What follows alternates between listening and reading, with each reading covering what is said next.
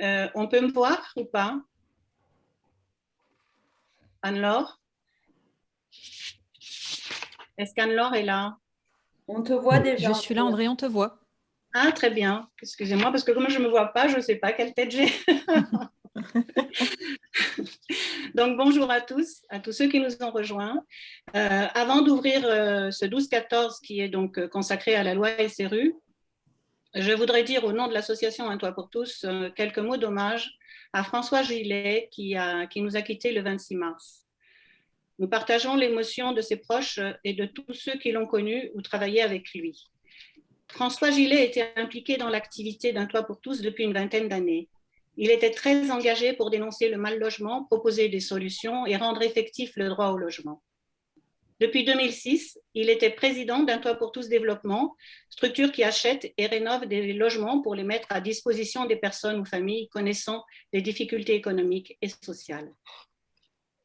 Il était à l'origine de la toute récente transformation de cette coopérative pour produire davantage de logements à bas loyer en ouvrant le capital à des investisseurs privés.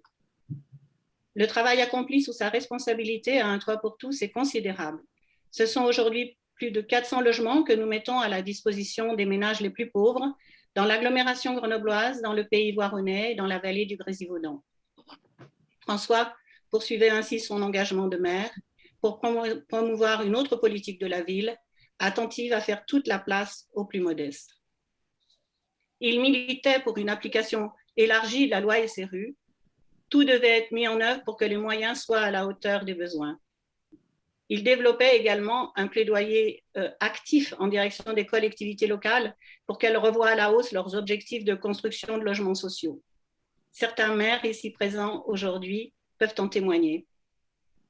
Œuvrer à ses côtés était un plaisir, est un enrichissement pour nous tous, administrateurs, bénévoles et salariés. C'était un homme charmant, cultivé, à l'écoute des autres. Il va nous manquer.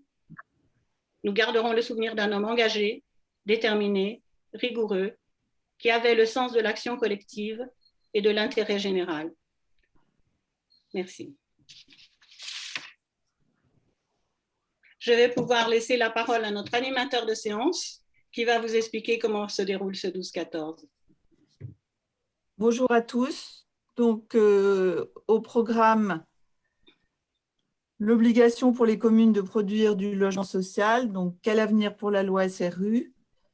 On va commencer avec René Balin de l'Observatoire de l'hébergement et du logement qui nous rappellera les enjeux. Ensuite, une présentation du bilan par Chloé Mollard de l'Observatoire de l'hébergement et du logement. Ensuite, on aura le point de vue des bailleurs avec Isabelle Rueff, directrice générale d'Alpiser Habitat et présidente d'Apsis, qui représente 7 bailleurs sociaux. Et puis, le point de vue des maires, grâce à Christian Coignier, maire de Sachsenage, mais aussi conseiller départemental et conseiller communautaire, et surtout président de l'EPFL. Et ensuite, avec Philippe Gardin, maire de Mélan. Ensuite, on aura, après ce point de vue des maires, un petit échange, un moment d'échange et de débat où j'organiserai un peu vos questions. Et puis, le retour de Fabien Desage de l'Université de Lille, maître de conférences en sciences politiques et qui est responsable du master ingénierie de projet en politique urbaine. Et puis ensuite, on fera un petit moment de réaction et de retour par rapport à ce qu'il nous aura apporté. Voilà, donc je laisse la parole tout de suite à René Balin pour démarrer. Oui, merci. Moi, je veux dire, d'abord, je m'associe à l'hommage rendu par André Demont à François Gillet qui faisait vivre concrètement la loi SRU. Donc, pourquoi mettre ce sujet sur la table aujourd'hui? Pour plusieurs raisons, parce que on est au terme des 20 ans qui étaient initialement prévus, mais on est aussi près du terme qui a été rallongé à 2025, et puis on dispose d'un bilan triennal pour la période 2017-2019 qui nous permet de mesurer l'application de la loi dans le département de l'Isère. Quand je dis l'application de la loi, c'est un peu exagéré parce que ce dont on parle et ce dont on va parler, c'est l'article 55 de la loi Solidarité et Renouvellement Urbain, qui est une loi foisonnante, hein, qui comporte 109 articles, qui propose un nouveau cadre pour la planification urbaine. Hein. C'est elle qui crée les plans locaux d'urbanisme qui viennent prendre la suite des POS, qui crée les SCOT. C'est cette loi qui organise la décentralisation des transports régionaux et bien d'autres sujets. Donc, nous, on se limite évidemment à ce fameux article 55 qui prévoit une meilleure répartition du logement social au sein des agglomérations. Alors, simplement dire très rapidement que c'est une loi qui s'inscrit dans l'évolution du logement social, hein, qui a connu des mutations importantes, notamment il apparaît au milieu des années 70 qu'il y a eu une accentuation de la spécialisation du logement social. C'est un mouvement en fait qui est engagé en France depuis la fin des années 60 et notamment avec le développement d'accession à la propriété en périphérie qui a contribué au départ du logement social d'un certain nombre de représentants de ménages appartenant aux couches moyennes. Donc, une accentuation de cette spécialisation du logement social. Et puis aussi apparaît très clairement la concentration de l'habitat social dans quelques communes au sein des agglomérations. C'est le cas notamment dans l'agglomération grenobloise, mais pas seulement, partout en France, et ce qui constitue un héritage de la période des grands ensembles dont la production va s'arrêter à partir de 74, qui est aussi une date importante, 74, parce que c'est la mise en place du regroupement familial, donc qui va contribuer à l'entrée d'un certain nombre de familles d'origine étrangère dans le logement social. Et puis, dans cette même période, au début des années 80, 81 plus exactement, c'est la question des banlieues qui surgit sur la scène publique avec les événements des Minguettes au cours de l'été 81, donc qui va mettre cette question au premier rang des questions sensibles. Donc, rapport du Bedou, mise en place de la politique de développement social de quartier qui préfigure la politique de la ville. Tout ça pour dire que l'idée de légiférer pour mieux répartir les logements locatifs sociaux dans la ville émerge dans ce contexte particulier.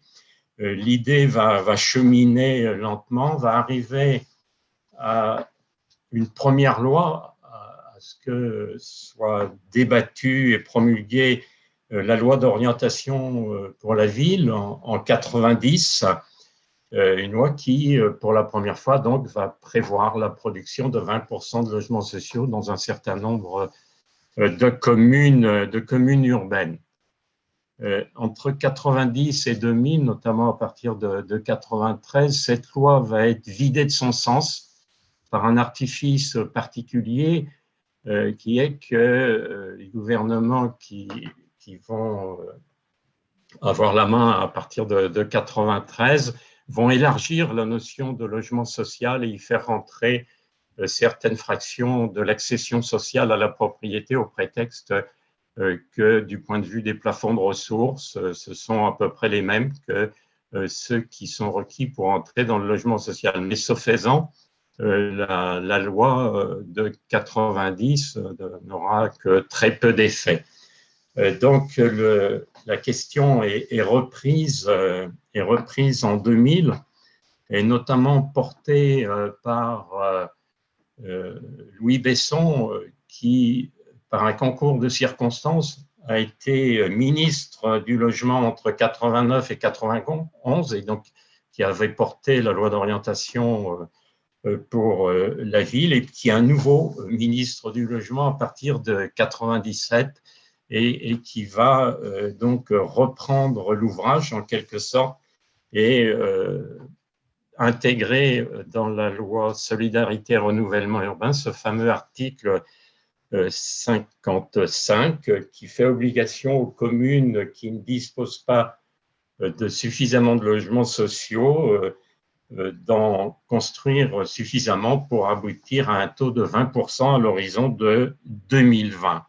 Donc, ce que je voudrais indiquer là très rapidement, c'est qu'au-delà de la question de la procédure, de l'obligation de construire, on voit bien que cette question est très fondamentale puisqu'elle renvoie au droit de chacun de vivre partout. Donc, elle est très fortement en lien avec les principes d'égalité et de fraternité, et fait également écho à la notion et à l'impératif du droit au logement, puisque pour qu'il s'exerce dans de bonnes conditions, il faut qu'il y ait des logements sociaux partout. Voilà. Donc voilà, pour rentrer un tout petit peu dans le détail, mais en survolant la procédure, quelles sont les obligations de l'article 55? C'est bien connu par un certain nombre de participants à cette rencontre, mais peut-être pas par tous. L'article 55, il impose aux communes de plus de 3500 habitants, 1500 pour la région parisienne, dans des agglomérations de plus de 50 000 habitants, dont la ville-centre a plus de 15 000 habitants, voilà pour les normes, donc de construire des logements sociaux. Tirant les enseignements de la loi d'orientation sur la ville et de son évolution, cette fois, avec l'article 55, la définition du logement social est inscrite dans la loi. C'est-à-dire que le législateur peut toujours y revenir, mais il ne peut pas faire ça de façon administrative par un décret qui a peu d'écho. Il est obligé de repasser par le Parlement, ce qui donne une certaine publicité à cette tentative s'il y en avait. Un élément important de cet article 55, c'est que l'obligation ne porte pas sur le terme de la période, à l'époque 2020, mais elle se décline par période triennale, et les objectifs sont appréciés donc, pour des périodes de 3 ans et vérifiés au terme de cette période. Et puis, la loi SRU instaure des pénalités pour les communes qui ne respecteraient pas les objectifs triennaux. Cet article 55 de la loi de SRU de 2000 a été renforcé par la loi de janvier 2013, je crois, qui a porté le taux de logements sociaux à 25% dans un certain nombre de communes, mais en même temps a repoussé le délai forcément de 2020 à 2025, et puis surtout a augmenté fortement les pénalités pour les communes en retard. Alors, cette obligation a suscité, et suscite toujours d'ailleurs des oppositions, même si elles sont moindres aujourd'hui. Les oppositions à l'article 55 n'étaient pas des oppositions frontales sur les objectifs, sur les principes, compte tenu des enjeux qui étaient derrière cet article 55, notamment les enjeux d'égalité, de fraternité. Ils ont porté les oppositions sur 3 points. Un premier point qui est sur cet article 55 porterait atteinte en quelque sorte à la libre administration des collectivités locales. Ceux qui ont manié cet argument ont oublié, comme ça arrive assez fréquemment, que effectivement les textes disent bien que les collectivités locales s'administrent librement. Il y a une deuxième partie dans la phrase, dans le respect des lois de la République. Hein. Et donc, certes, il y a une libre administration, mais qui est contrainte par les lois de la République. C'est un peu la même chose que pour la fameuse phrase de Michel Rocard. La France ne peut pas accueillir toute la misère du monde, et on oublie de dire la seconde partie de la phrase, mais elle doit prendre sa part. Donc voilà, donc un premier niveau d'opposition sur cette question de la libre administration des collectivités locales. Deuxième opposition qui est relativement permanente, la tentative qui a été faite entre 1990 et 2000 d'intégrer notamment l'accession sociale dans les obligations de la loi SRU, mais cet élargissement de la définition du logement social, il continue à être assez recherché, puisqu'il y a une sénatrice des Alpes-Maritimes qui fait le projet d'introduire le logement intermédiaire dans la définition du logement social en mettant en avant l'argument qu'il manque du logement intermédiaire. Certes, il manque du logement intermédiaire, mais il manque d'abord des logements locatifs sociaux. Et puis la troisième opposition, elle visait à essayer de porter cette obligation au niveau des agglomérations, et non plus au niveau communal, mais au niveau des agglomérations. Il va de soi que si l'obligation est portée à ce niveau, il n'y a plus aucune agglomération qui serait alors soumise à l'obligation de construire en France, puisque le taux avait été choisi parce que c'était la moyenne, justement, le taux de logement social moyen dans les agglomérations françaises. Et que ce qui devrait être davantage en question aujourd'hui, c'est plutôt, de maintenir le niveau communal comme le périmètre de référence, mais c'est aussi peut-être de porter l'obligation au niveau des arrondissements pour les villes de Paris, de Lyon et de Marseille. Malgré ces oppositions, on constate une acceptation croissante des impératifs de la loi SRU et de la loi de 2013.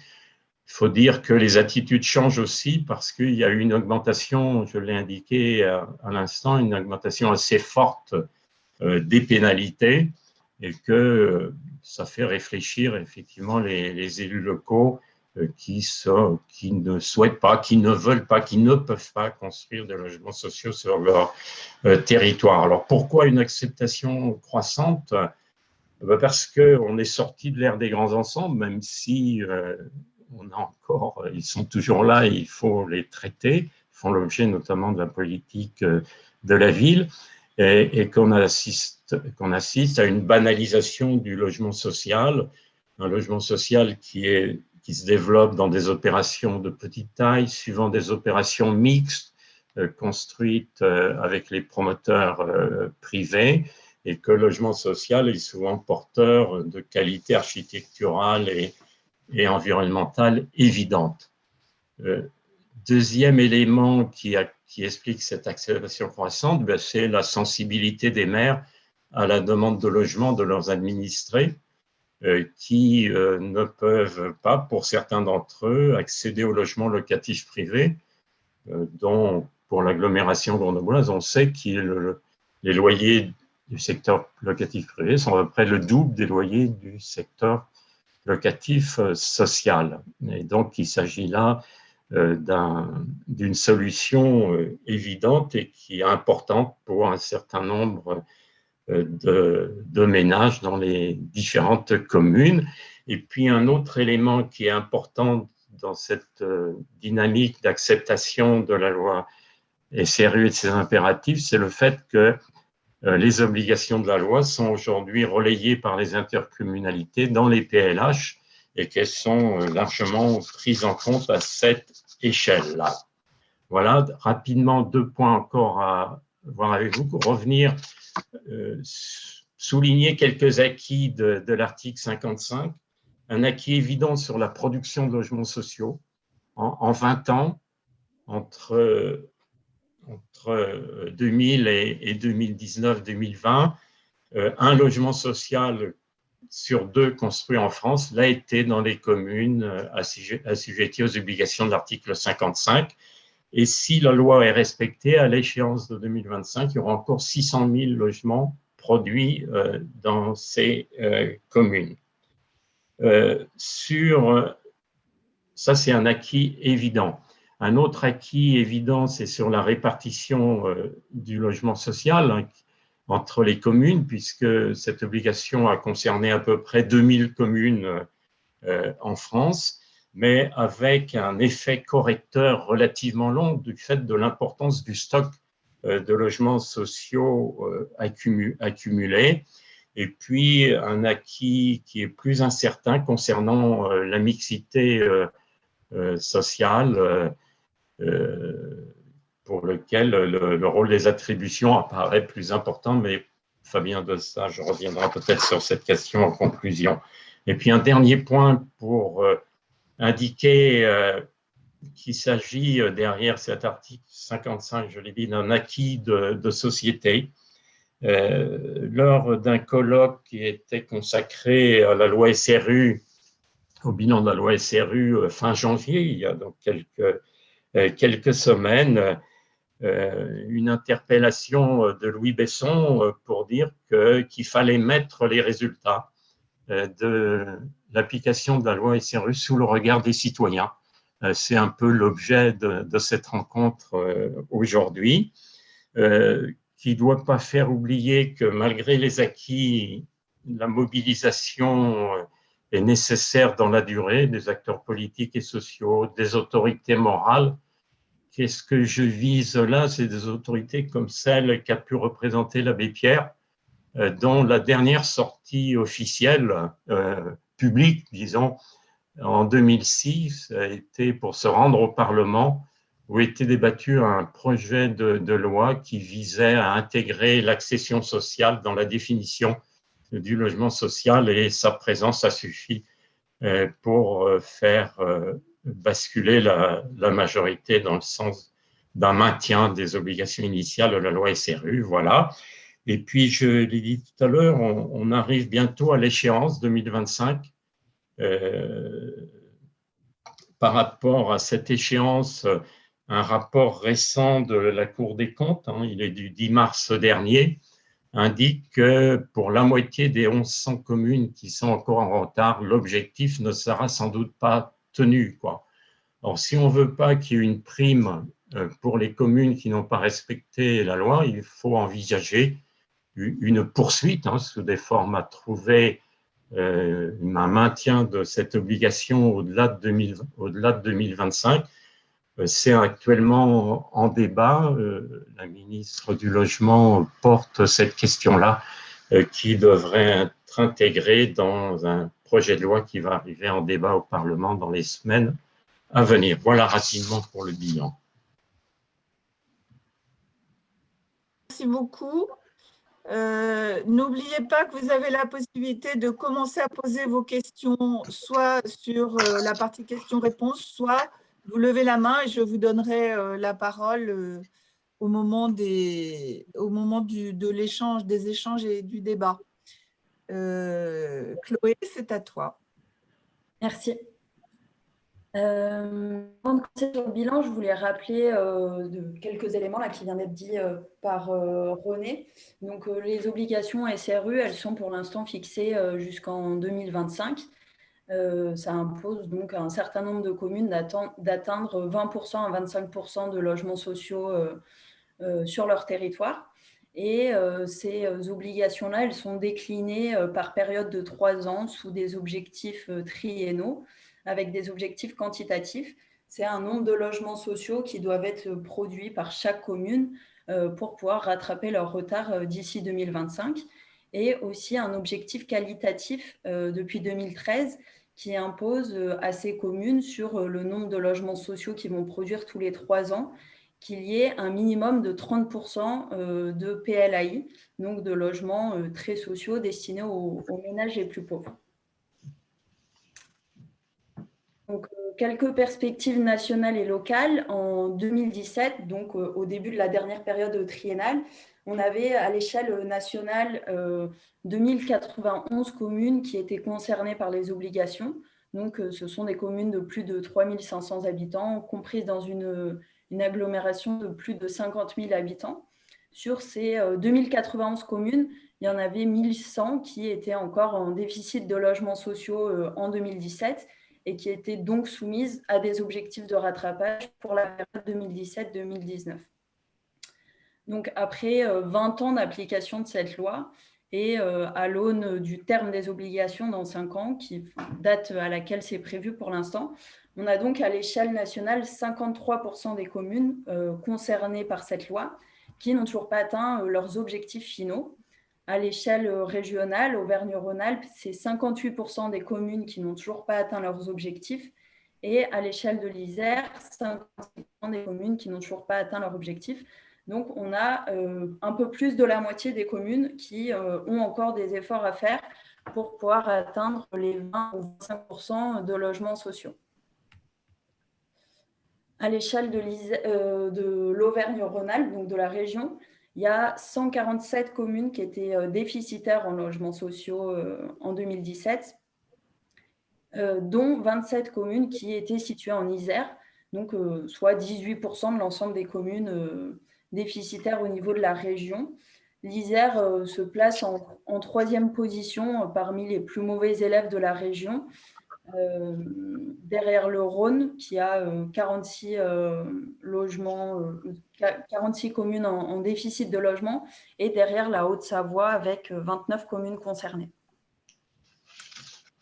À l'échelle de l'Isère, les communes concernées par ces obligations SRU, elles se situent principalement sur la métropole grenobloise avec 23 communes concernées par les obligations et 16 qui, en 2017, étaient encore en déficit de logements sociaux.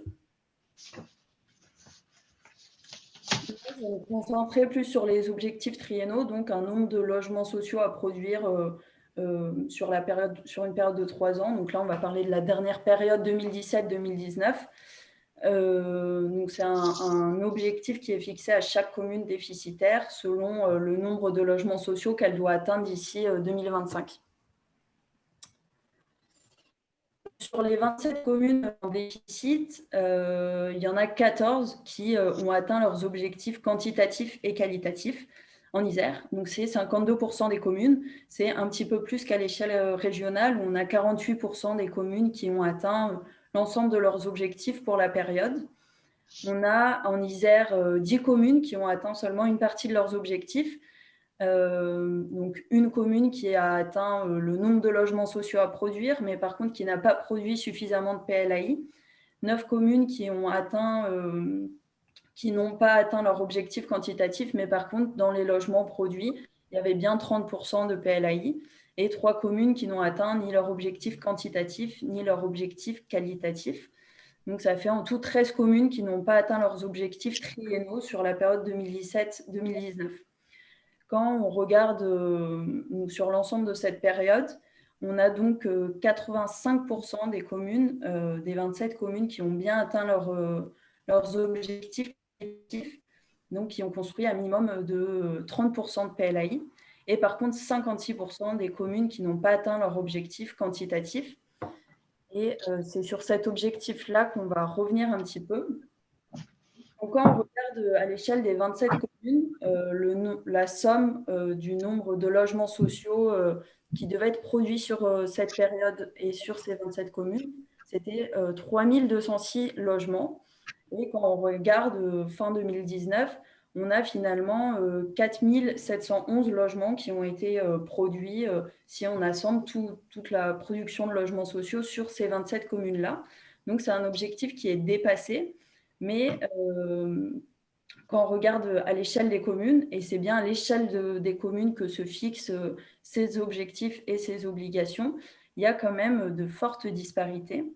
On a 15 communes qui ont dépassé leurs objectifs triennaux, et donc c'est le travail fourni par ces 15 communes-là qui nous permettent d'avoir 4711 logements sociaux produits. Mais par contre, on a le reste des communes qui n'ont pas atteint leurs objectifs. On a notamment 9 communes qui ont atteint moins de 80% des objectifs du nombre de logements sociaux qui leur étaient imposés. Il s'agit des communes de Clé, de Coran, de Jarry, de Mélan, de Montbonneau, de Vars, de Vif. Et pour les communes de Saint-Imier et de Cessiné, c'est moins de 50% du nombre de logements sociaux à atteindre qui a été produit. Sur ces communes-là qui n'ont pas atteint leurs objectifs triennaux, il y en a 8 qui finalement vont être proposées à la carence, c'est-à-dire qu'elles vont toutes les communes déficitaires doivent s'acquitter de pénalités. Pour les communes carencées, ces pénalités sont majorées. Donc en Isère, ça concerne 8 communes sur les 13 qui n'ont pas atteint leurs objectifs. Et donc, ça nous fait un pourcentage de 62% des communes qui n'ont pas atteint leurs objectifs, qui sont carencées.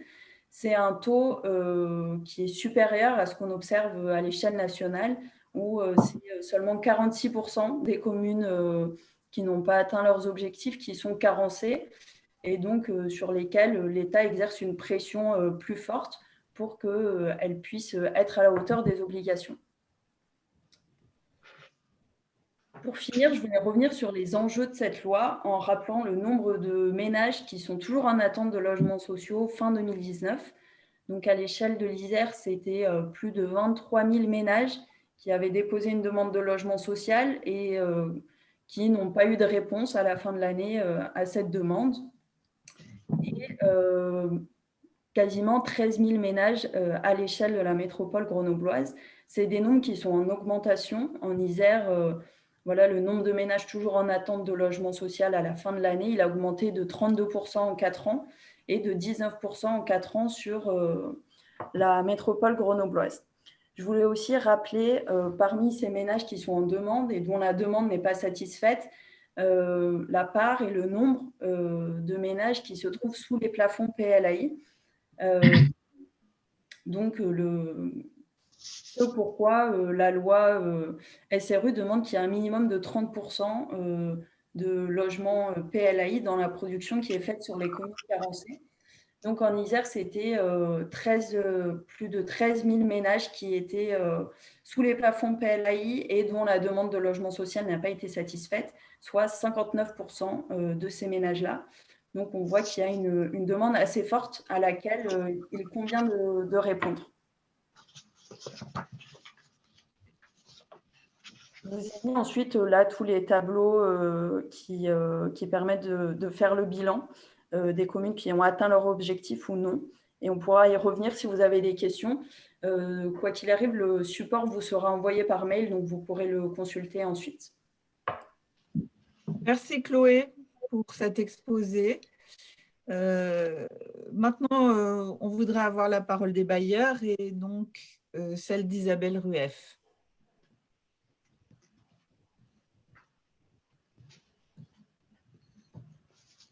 Isabelle. Oui, je n'arrivais pas à mettre mon micro. Voilà, voilà bien. Bonjour. La parole est à vous. Donc, je vais essayer en quelques mots d'exprimer ce qui est la parole des bailleurs par rapport à ces obligations SRU. Là, déjà, j'ai un point de vue. C'est clair que la loi SRU, quelles que soient les critiques qu'on peut lui adresser, a joué un formidable rôle d'accélérateur quand même sur la production de logements sociaux en soumettant un certain nombre de communes qui n'étaient pas toujours très volontaires à cette obligation. Donc il faut quand même saluer de toute façon le rôle d'incitation et d'obligation qui a été fait, et donc l'accélération qui a été faite. Certes, le système n'est peut-être pas parfait, mais enfin, de toute façon, si on attendait qu'un dispositif soit parfait pour le mettre en œuvre, on ne ferait pas grand-chose. Et donc, vraiment, ce rôle d'accélérateur, il a été très, très important. Et c'est vrai qu'on peut voir le verre à moitié vide ou à moitié plein. Il reste 8 communes qui sont déclarées en carence, mais finalement, si on regarde les chiffres d'il y a quelques années, c'était beaucoup plus. Et donc, du point de vue des bailleurs, ça va aussi nous indiquer avec quelles communes il faut qu'on aille travailler prioritairement sous l'angle du conseil, sous l'angle des produits qu'on peut apporter, sous l'angle, enfin, et parce que l'acte de construire et de gérer qui est le nôtre derrière, c'est quelque chose qu'on cherche à mettre au service du territoire, au service des collectivités, et donc de répondre à la fois à cette obligation, mais en faisant que cette obligation ne se retourne pas non plus contre les communes et qu'on puisse proposer des produits qui soient des produits de qualité et qui correspondent aux attentes. Donc je dirais que du point de vue des bailleurs, ce qui me paraît prioritaire, c'est d'engager ce dialogue avec les collectivités qui sont en carence actuellement et de voir avec elles quelles sont les solutions qu'on peut apporter et comment on peut travailler ensemble ces solutions pour que ça réponde au mieux aux besoins du territoire. Ça, c'est le premier élément. Une fois qu'on a dit ça, on se trouve confronté à toutes les difficultés qu'on a à produire du logement social et sur un foncier dont la charge foncière soit compatible avec le prix, avec le loyer de sortie d'un logement social. Et donc, effectivement, une fois qu'on a défini le produit et qu'est-ce qu'on va faire, on doit vraiment s'interroger avec la collectivité sur les modalités de sa mise en œuvre, puisque effectivement, on est sur des zones dans lesquelles le foncier est très cher la plupart du temps, et donc on va se trouver confronté à cette difficulté qu'il faut qu'on travaille également avec les collectivités, de savoir comment on va pouvoir produire du foncier. C'est ce qui a poussé beaucoup les bailleurs à aller vers la VEFA pendant un certain temps, la vente en l'état futur d'achèvement, c'est-à-dire il y a un promoteur qui va faire un programme dans lequel il aura éventuellement une obligation de faire 30% de logements sociaux, donc il achète à un prix et puis il va construire 30% des logements qu'il va vendre à un bailleur. Et je rappelle que sur la métropole, nous avons fait en 2014 de mémoire une charte avec les bailleurs sociaux qui a été ensuite repris par la métropole de Grenoble pour justement limiter les prix d'acquisition de ces VEFA de façon à rester compatible, à la fois à ne pas provoquer une inflation sur les prix du foncier et surtout rester à des prix qui soient compatibles avec la production de logement social.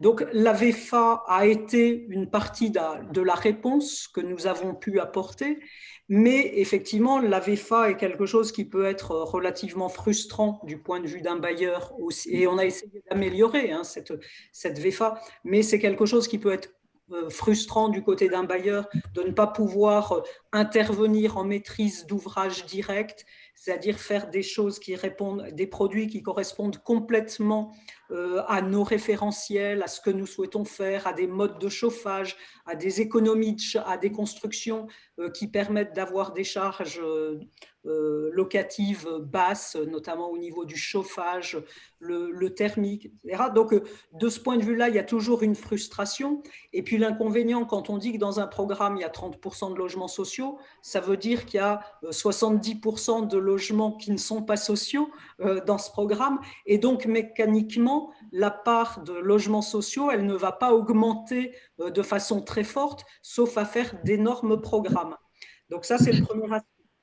De ce point de vue-là, c'est vrai que si on avait une demande à adresser aux communes, c'est aidez-nous du coup à faire des opérations, et ça fait partie des pistes qui sont envisagées, qui soient en maîtrise d'ouvrage direct, dans lesquelles on puisse maîtriser l'ensemble des paramètres, et j'insiste beaucoup sur la qualité de la construction, la qualité thermique qui permet de maintenir des charges, une conception aussi des espaces qui intègre complètement le fait qu'on va gérer dans la durée, et ça c'est une dimension importante des bailleurs, et le tout à un prix qui reste raisonnable. Donc de ce point de vue-là, dans les pistes qui sont évoquées et sur lesquelles les bailleurs sociaux sont prêts à travailler aux côtés des collectivités, il y a évidemment tout ce qui concerne la production de foncier. Et là, bien entendu, notamment les établissements publics fonciers sont des partenaires très importants et sur lesquels il faudrait que, de façon systématique, la dimension logement social soit prise en compte de façon à pouvoir produire du logement social.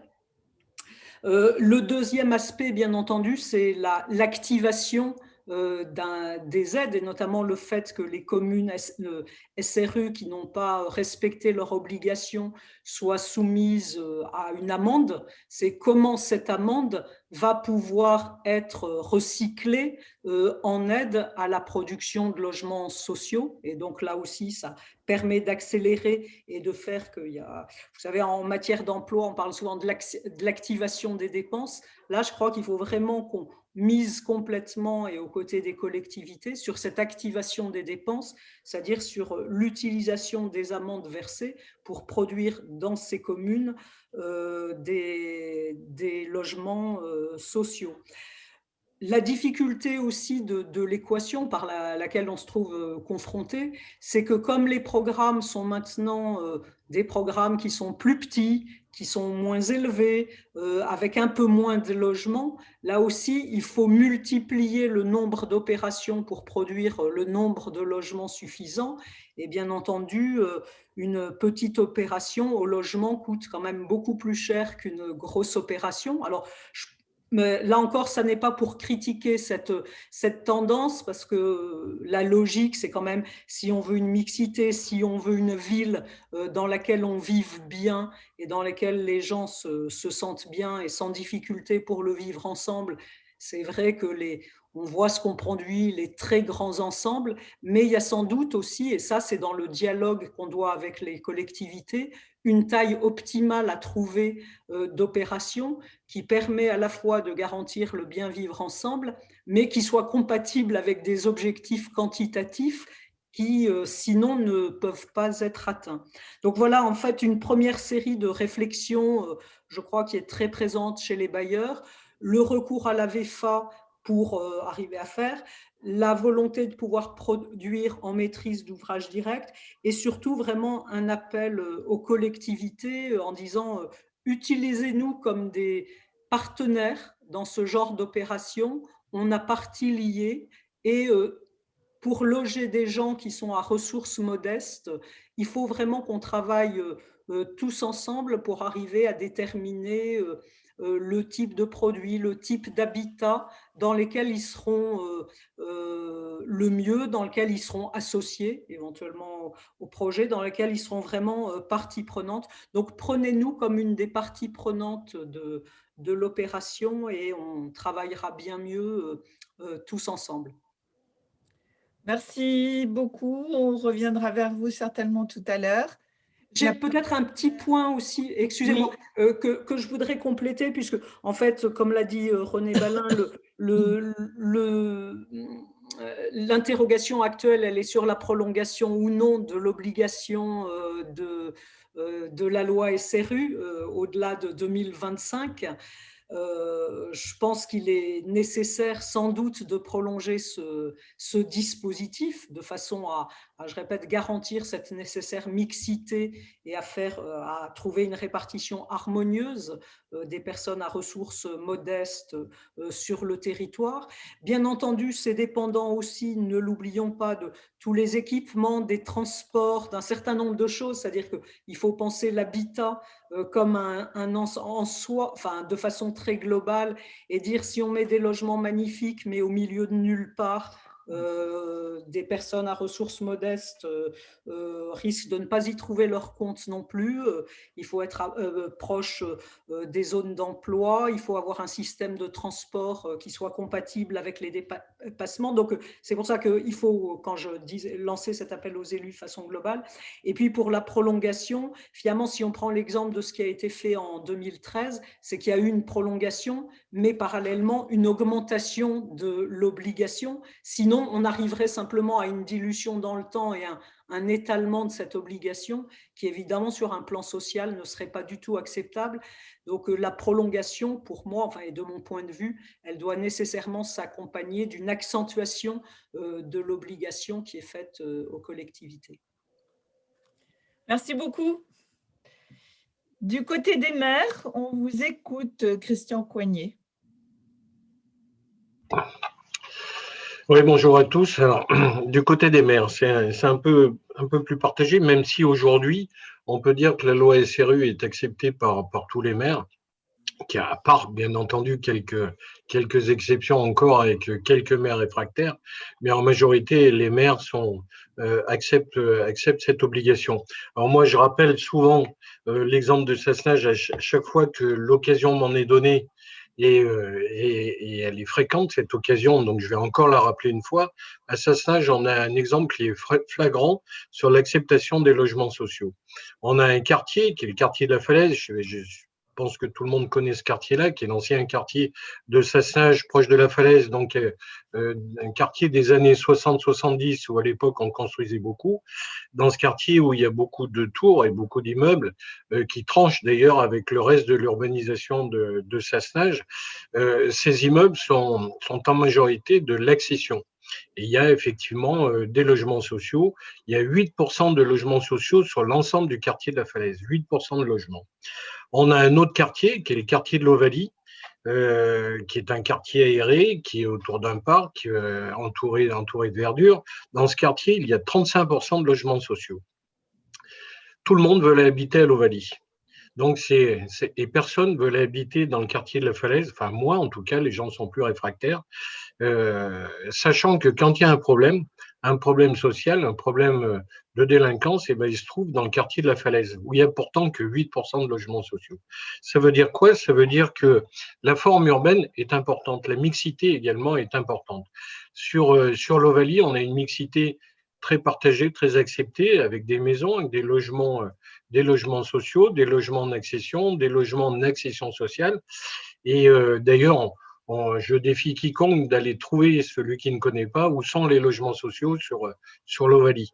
Quand on va à la Falaise, on trouve tout de suite, d'ailleurs tout le monde pense qu'à la Falaise, toutes les tours sont des immeubles sociaux, ce qui est faux. Moi, je pense que la forme urbaine est importante et éviter les ghettos, cette mixité est à respecter. D'ailleurs, nous, on a prôné et on l'applique depuis longtemps avec Un toit pour tous, enfin en tout cas depuis que je suis maire, c'est le diffus. Le diffus, pour nous, est une manière de porter le logement social et d'accepter cette mixité. D'ailleurs, tout le diffus, on en a fait une grande partie dans le village de Sassenage, dans le bourg, mais également sur la Falaise. Donc, le diffus est un moyen qui est long, mais en tout cas, et malheureusement, peu de bailleurs s'orientent vers le diffus. Et là, je salue en tout cas Un toit pour tous, avec qui je travaille depuis longtemps sur le diffus, sur Sassenage. Il y a un vrai besoin à développer ce type de logement. Sur la mixité sociale, je l'ai dit, il faut qu'on développe cette mixité, mais cette mixité, elle va dans la forme urbaine. Moi, les gens aujourd'hui la population de Sassenage n'est pas opposée au logement social. D'ailleurs, on a fait les premiers logements sociaux dans un quartier qui est résidentiel, qui est le quartier des Côtes, et ces logements ont été bien acceptés, en tout cas par le reste de la population. Donc aujourd'hui, les maires ne sont pas opposés. Tout ça pour dire que on accepte le logement social, la réalisation de logements sociaux, mais avec toutes les difficultés que ça comporte. Alors, il y a eu avec la loi SRU, qui effectivement a été une bonne loi et qui a poussé les communes à construire du logement social, il y a eu quand même un article qui a été défavorable pour la construction des logements sociaux, c'est la suppression des COS et qui a engagé une division parcellaire des terrains, puisqu'avant, on a imposé des terrains d'une surface de 1000 m² minimum, notamment sur la commune de Sassage. Sur d'autres communes, ça allait même jusqu'à 1500 m². Et on n'a pas vu arriver ça. Quand la loi est sortie avec la suppression des COS, et ben on a eu des divisions parcellaires importantes, mais des divisions parcellaires trop petites pour faire du collectif. Et donc, ce qui s'est fait, eh bien, ce sont des maisons individuelles. Avec deux inconvénients. Le premier, c'est qu'effectivement, ça a freiné le pourcentage des logements sociaux, puisqu'on a augmenté la création de logements en accession, des villas notamment en accession sur la commune. Mais ça encore, c'est pas trop grave. L'important, c'est qu'on a freiné la construction de logements sociaux parce qu'on n'a pas vu arriver. On aurait pu effectivement préempter la vente de ces terrains en division parcellaire, parce que souvent d'ailleurs, quand ils ont vendu le terrain en division, ils ont vendu aussi la maison avec. Et on aurait, même si ce n'était pas concomitant, c'était par la suite, on aurait pu préempter de manière à avoir une surface suffisante pour créer du collectif. Et ça, on ne l'a pas vu arriver. Et on a eu 3 ou 4 années où on a perdu cette partie-là, et en tout cas cette occasion de construire du collectif en mixité. Voilà, donc moi sur les maires aujourd'hui, on a un problème qui est important. Alors moi je peux en parler librement parce qu'à ce stade j'en ai sorti de la carence, mais avec beaucoup de difficultés parce que là on a les lois sur la sécurité, notamment sur l'inondabilité, qui a cassé tous les langues qu'on avait. Moi il y a 250 logements sociaux qui ont été arrêtés, qui ont été annulés, en tout cas en construction, sur des projets qui étaient prêts à démarrer, en tout cas, et qui ont été complètement arrêtés dans les années 2014, 2015, 2016, quand les lois sur l'inondabilité, les risques d'inondabilité sur la plaine de Grenoble sont sortis. Et aujourd'hui, on a du mal, on a beaucoup, d'ailleurs, Sassenage n'est pas la seule commune, il y a beaucoup d'autres communes qui sont dans ce cas-là, qui voudraient bien construire, qui avaient des projets, mais qui ont fait acheter des terrains soit par le PFL, soit en direct par les communes qui aujourd'hui les portent et qui aujourd'hui ces terrains sont inconstructibles du fait des risques d'inondabilité. Donc cette production, bien entendu, sur ces communes-là a été bloquée. En ce qui concerne, et je reviens à Sassenage, même si on a la volonté de construire, aujourd'hui, on a peu de terrains, en tout cas, et on cherche tous les terrains qui pourraient être disponibles, mais on a peu de terrains qui sont libres à la construction. Alors, on avait même un gros projet qui était les portes du Vercors, mais qui sont touchés, là aussi, par les risques d'inondabilité, où là, on avait 40% de logements sociaux qui étaient prévus, mais qui sont totalement bloqués. Alors, même si la métro cherche des solutions pour arriver à contourner ces risques-là, ça risque de prendre du temps et de prendre plus de la période triennale qui nous a imposé. Donc, si on en est sorti, c'est temporaire, même encore une fois, si on a la volonté de le faire. Et là, c'est le cas aussi pour d'autres communes qui ont cette volonté, mais qui sont bloquées par le foncier. Donc voilà, sur les maires, en tout cas, moi je confirme que la majorité, bien entendu, il y a toujours quelques exceptions, mais la majorité des maires, en tout cas tous ceux que je rencontre, et notamment depuis ma prise de présidence de l'EPFL, tous ceux que je rencontre ont cette volonté de construire. Il y a un phénomène qui arrive, et notamment qui va arriver et qui va encore accentuer cette volonté-là, c'est de construire sur les friches industrielles. Aujourd'hui, friches industrielles ou friches logements d'ailleurs, sur ces friches-là, aujourd'hui, le foncier, quand on comptait la démolition, quand on comptait souvent la dépollution, enfin tous les frais de gardiennage, etc., on arrive à des prix qui sont supérieurs à un terrain nu. Sauf que dans les années à venir, avec la loi climat et résilience qui va bloquer en tout cas l'artificialisation des terrains, il va nous falloir construire sur ces friches. Et ces friches, on a un stock très très important, notamment sur l'agglomération, mais également dans les communes qui sont hors agglomération et qui sont sous couvert de l'EPFL. On a beaucoup de terrains qui seraient constructibles et qu'on pourrait réutiliser. Donc c'est pour ça qu'on fait un tour au niveau de l'EPFL de toutes les communes concernées, à commencer par Grenoble, la ville-centre, qui possède un stock important de friches, de manière à pouvoir débloquer ces terrains-là, à aider éventuellement, on va engager une discussion qu'on a déjà commencé, mais en tout cas au niveau de l'EPFL, pour voir comment on peut aider les communes à débloquer ces terrains-là, à participer au surcoût. L'EPFL pourrait participer au surcoût avec, par une minoration, à condition qu'effectivement ce soit des programmes de logements sociaux.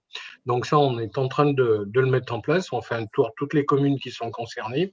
C'est un gros travail qui demande d'abord la volonté des élus, mais qui l'ont, encore une fois, les maires que l'on rencontre ont cette volonté-là. Et puis, la volonté eh bien, de l'EPFL, on a des techniciens qui sont très performants et qui arrivent à trouver des solutions, à proposer en tout cas des solutions aux villes. Et c'est par ce moyen-là qu'on arrivera peut-être à encore trouver du foncier, puisque le foncier, c'est le problème majeur, en tout cas sur l'agglomération, pour permettre la réalisation de projets immobiliers.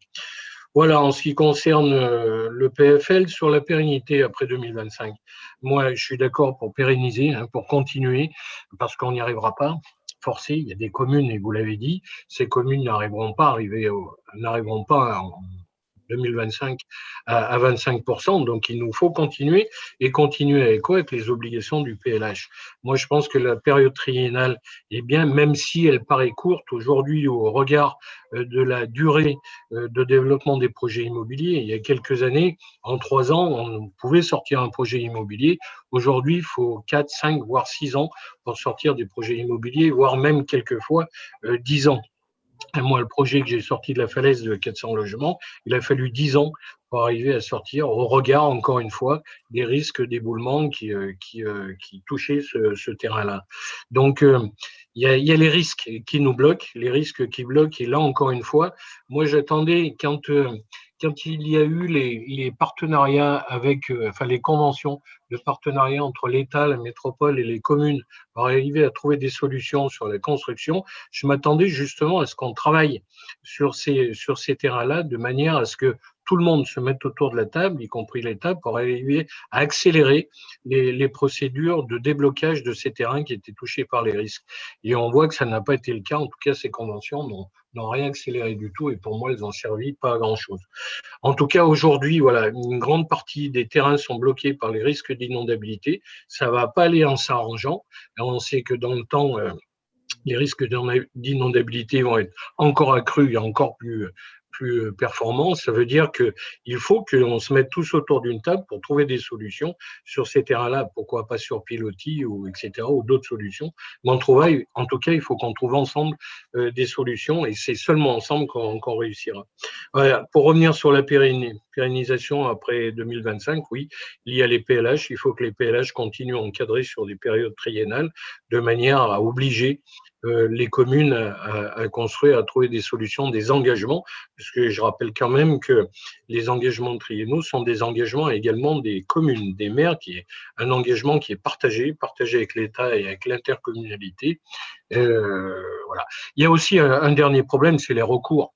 Alors on voit que les recours, moi, il y avait une loi qui disait que les recours allaient être sévèrement encadrés et punis. Aujourd'hui, on voit, et moi je le vois sur la commune, en 20 ans, je n'ai jamais eu un recours sur aucun projet immobilier. Aucun. On a toujours expliqué à la population avant de démarrer, de manière à ce que ce soit accepté. On a même fait des opérations 100% sociales et elles ont été bien acceptées, même si les discussions étaient longues.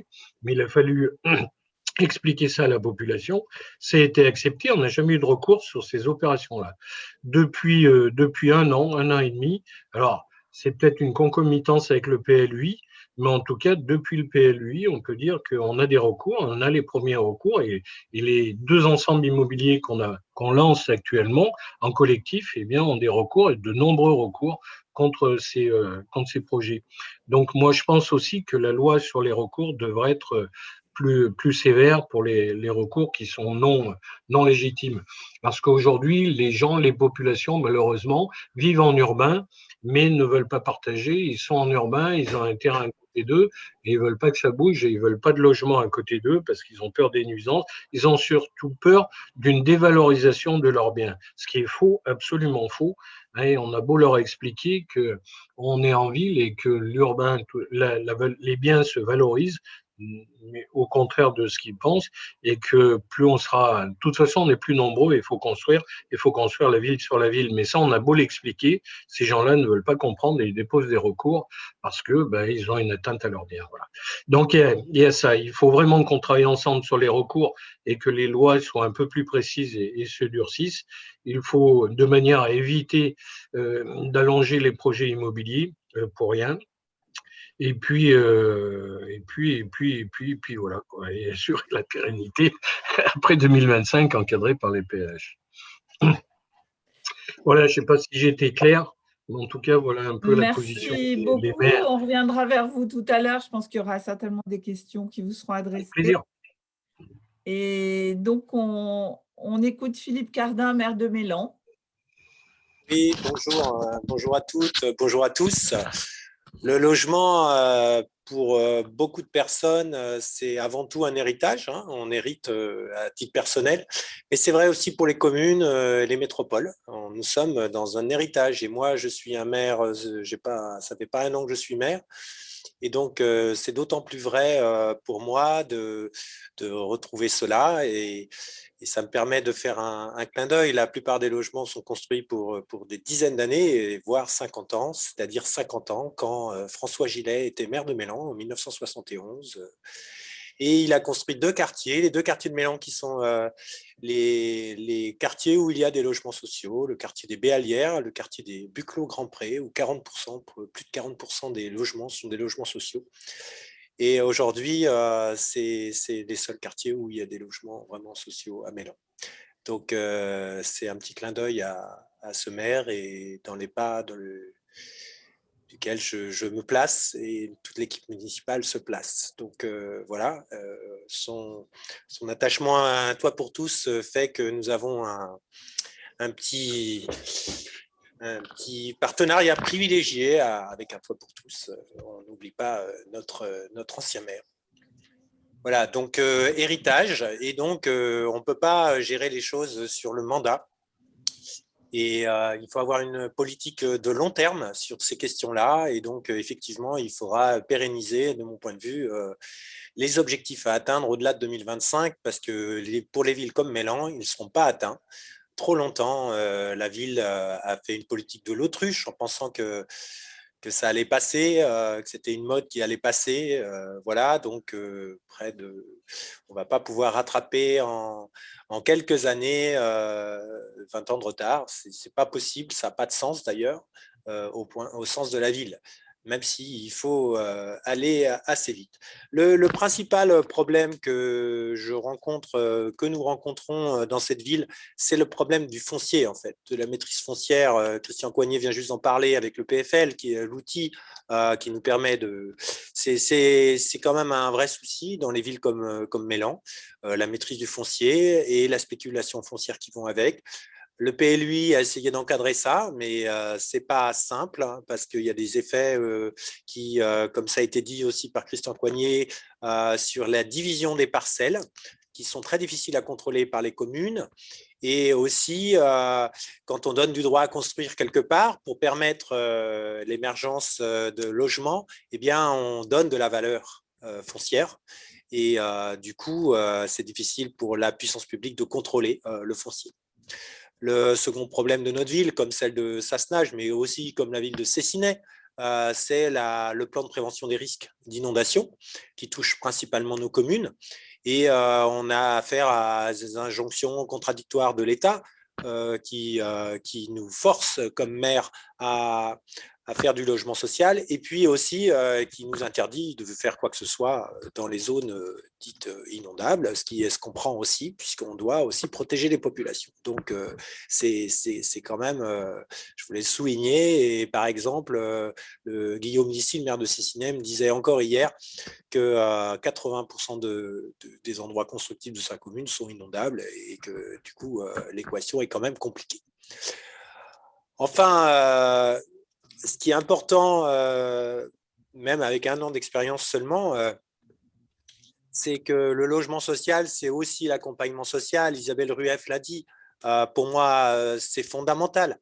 construire des logements ne suffit pas. L'action sociale qui va avec est importante. Habiter, ce n'est pas que se loger. Bien sûr, c'est d'abord se loger, mais ce n'est pas que se loger, c'est aussi vivre dans son logement. Et pour vivre, on a besoin, ça a été dit, du lien à l'emploi, on a besoin du lien aux services publics, privés, commerciaux. On a aussi besoin du lien aux activités sportives, culturelles, sociales, associatives. Enfin, c'est fondamental. Et on doit le construire. Et c'est pour ça aussi que ces liens-là, ils ne se font pas en un coup de baguette magique. La vie des quartiers a besoin, il y a un rythme dans la vie des quartiers et il faut aussi, enfin moi je considère qu'il faut le respecter. Voilà, ça n'empêche pas d'avoir des grands programmes, hein, puisque depuis hier, ici à la ville de Mélan, on a signé un permis de construire de 504 logements, hein, qui est connu, un permis de construire qu'on avait dans un premier temps refusé de signer, mais les conditions ont été discutées. C'est important, la négociation entre les mairies et les promoteurs, quels qu'ils soient. C'est fondamental. On construit, Christian Coignet l'a rappelé, on ne construit pas un projet hors sol. On s'installe dans une commune. 500 logements à Mélan, c'est 1500 personnes. C'est pas rien. C'est la taille d'une commune, de beaucoup de communes en France, en fait. Donc, c'est comme si on instruisait une nouvelle commune d'un seul coup. Donc, les équilibres peuvent changer, il faut y être attentif. Voilà, c'est ce que nous comptons faire. Donc, sur ces 504 logements, nous espérons, il y aura 182 logements sociaux et nous espérons mettre en place aussi une politique, c'est un élément important, une politique envers la classe moyenne. Et on voudrait que 25 logements sur ces 500, soit 5%, hein, soit de l'accession sociale à la propriété. On appelle ça bail réel solidaire dans les termes actuels. On voudrait mettre ceci en place. Et ce n'est pas simple. Ce n'est pas simple non plus. Parce que ça remet notre analyse quand même, en tout cas dans les villes comme Mélan, c'est que le modèle financier de construction du logement social est quand même problématique, ou en tout cas doit être questionné. On ne peut pas demander au dernier quartile de la population, en achetant dans l'accession libre, de payer pour le premier quartile, c'est-à-dire le logement social. Parce que du coup, sur des projets comme PLN, par exemple, avec 500 logements, pour pouvoir payer et garantir des coûts et des prix qui sont ceux du logement social, on augmente d'une certaine manière, on fait l'équilibre de l'opération.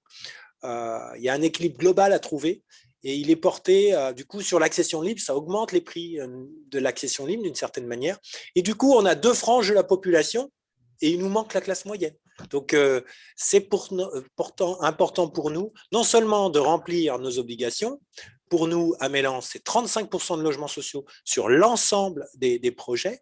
Non seulement on est intangible là-dessus, mais en plus, on voudrait ajouter à ça 10% de bail réel solidaire, c'est-à-dire d'accession sociale à la propriété, qui sont contrôlés et qui sont accessibles qu'aux gens qui sont dans les conditions d'accessibilité au logement social, mais qui leur permettent d'avoir la propriété et sans faire de plus-value associée à ça, enfin c'est contrôlé.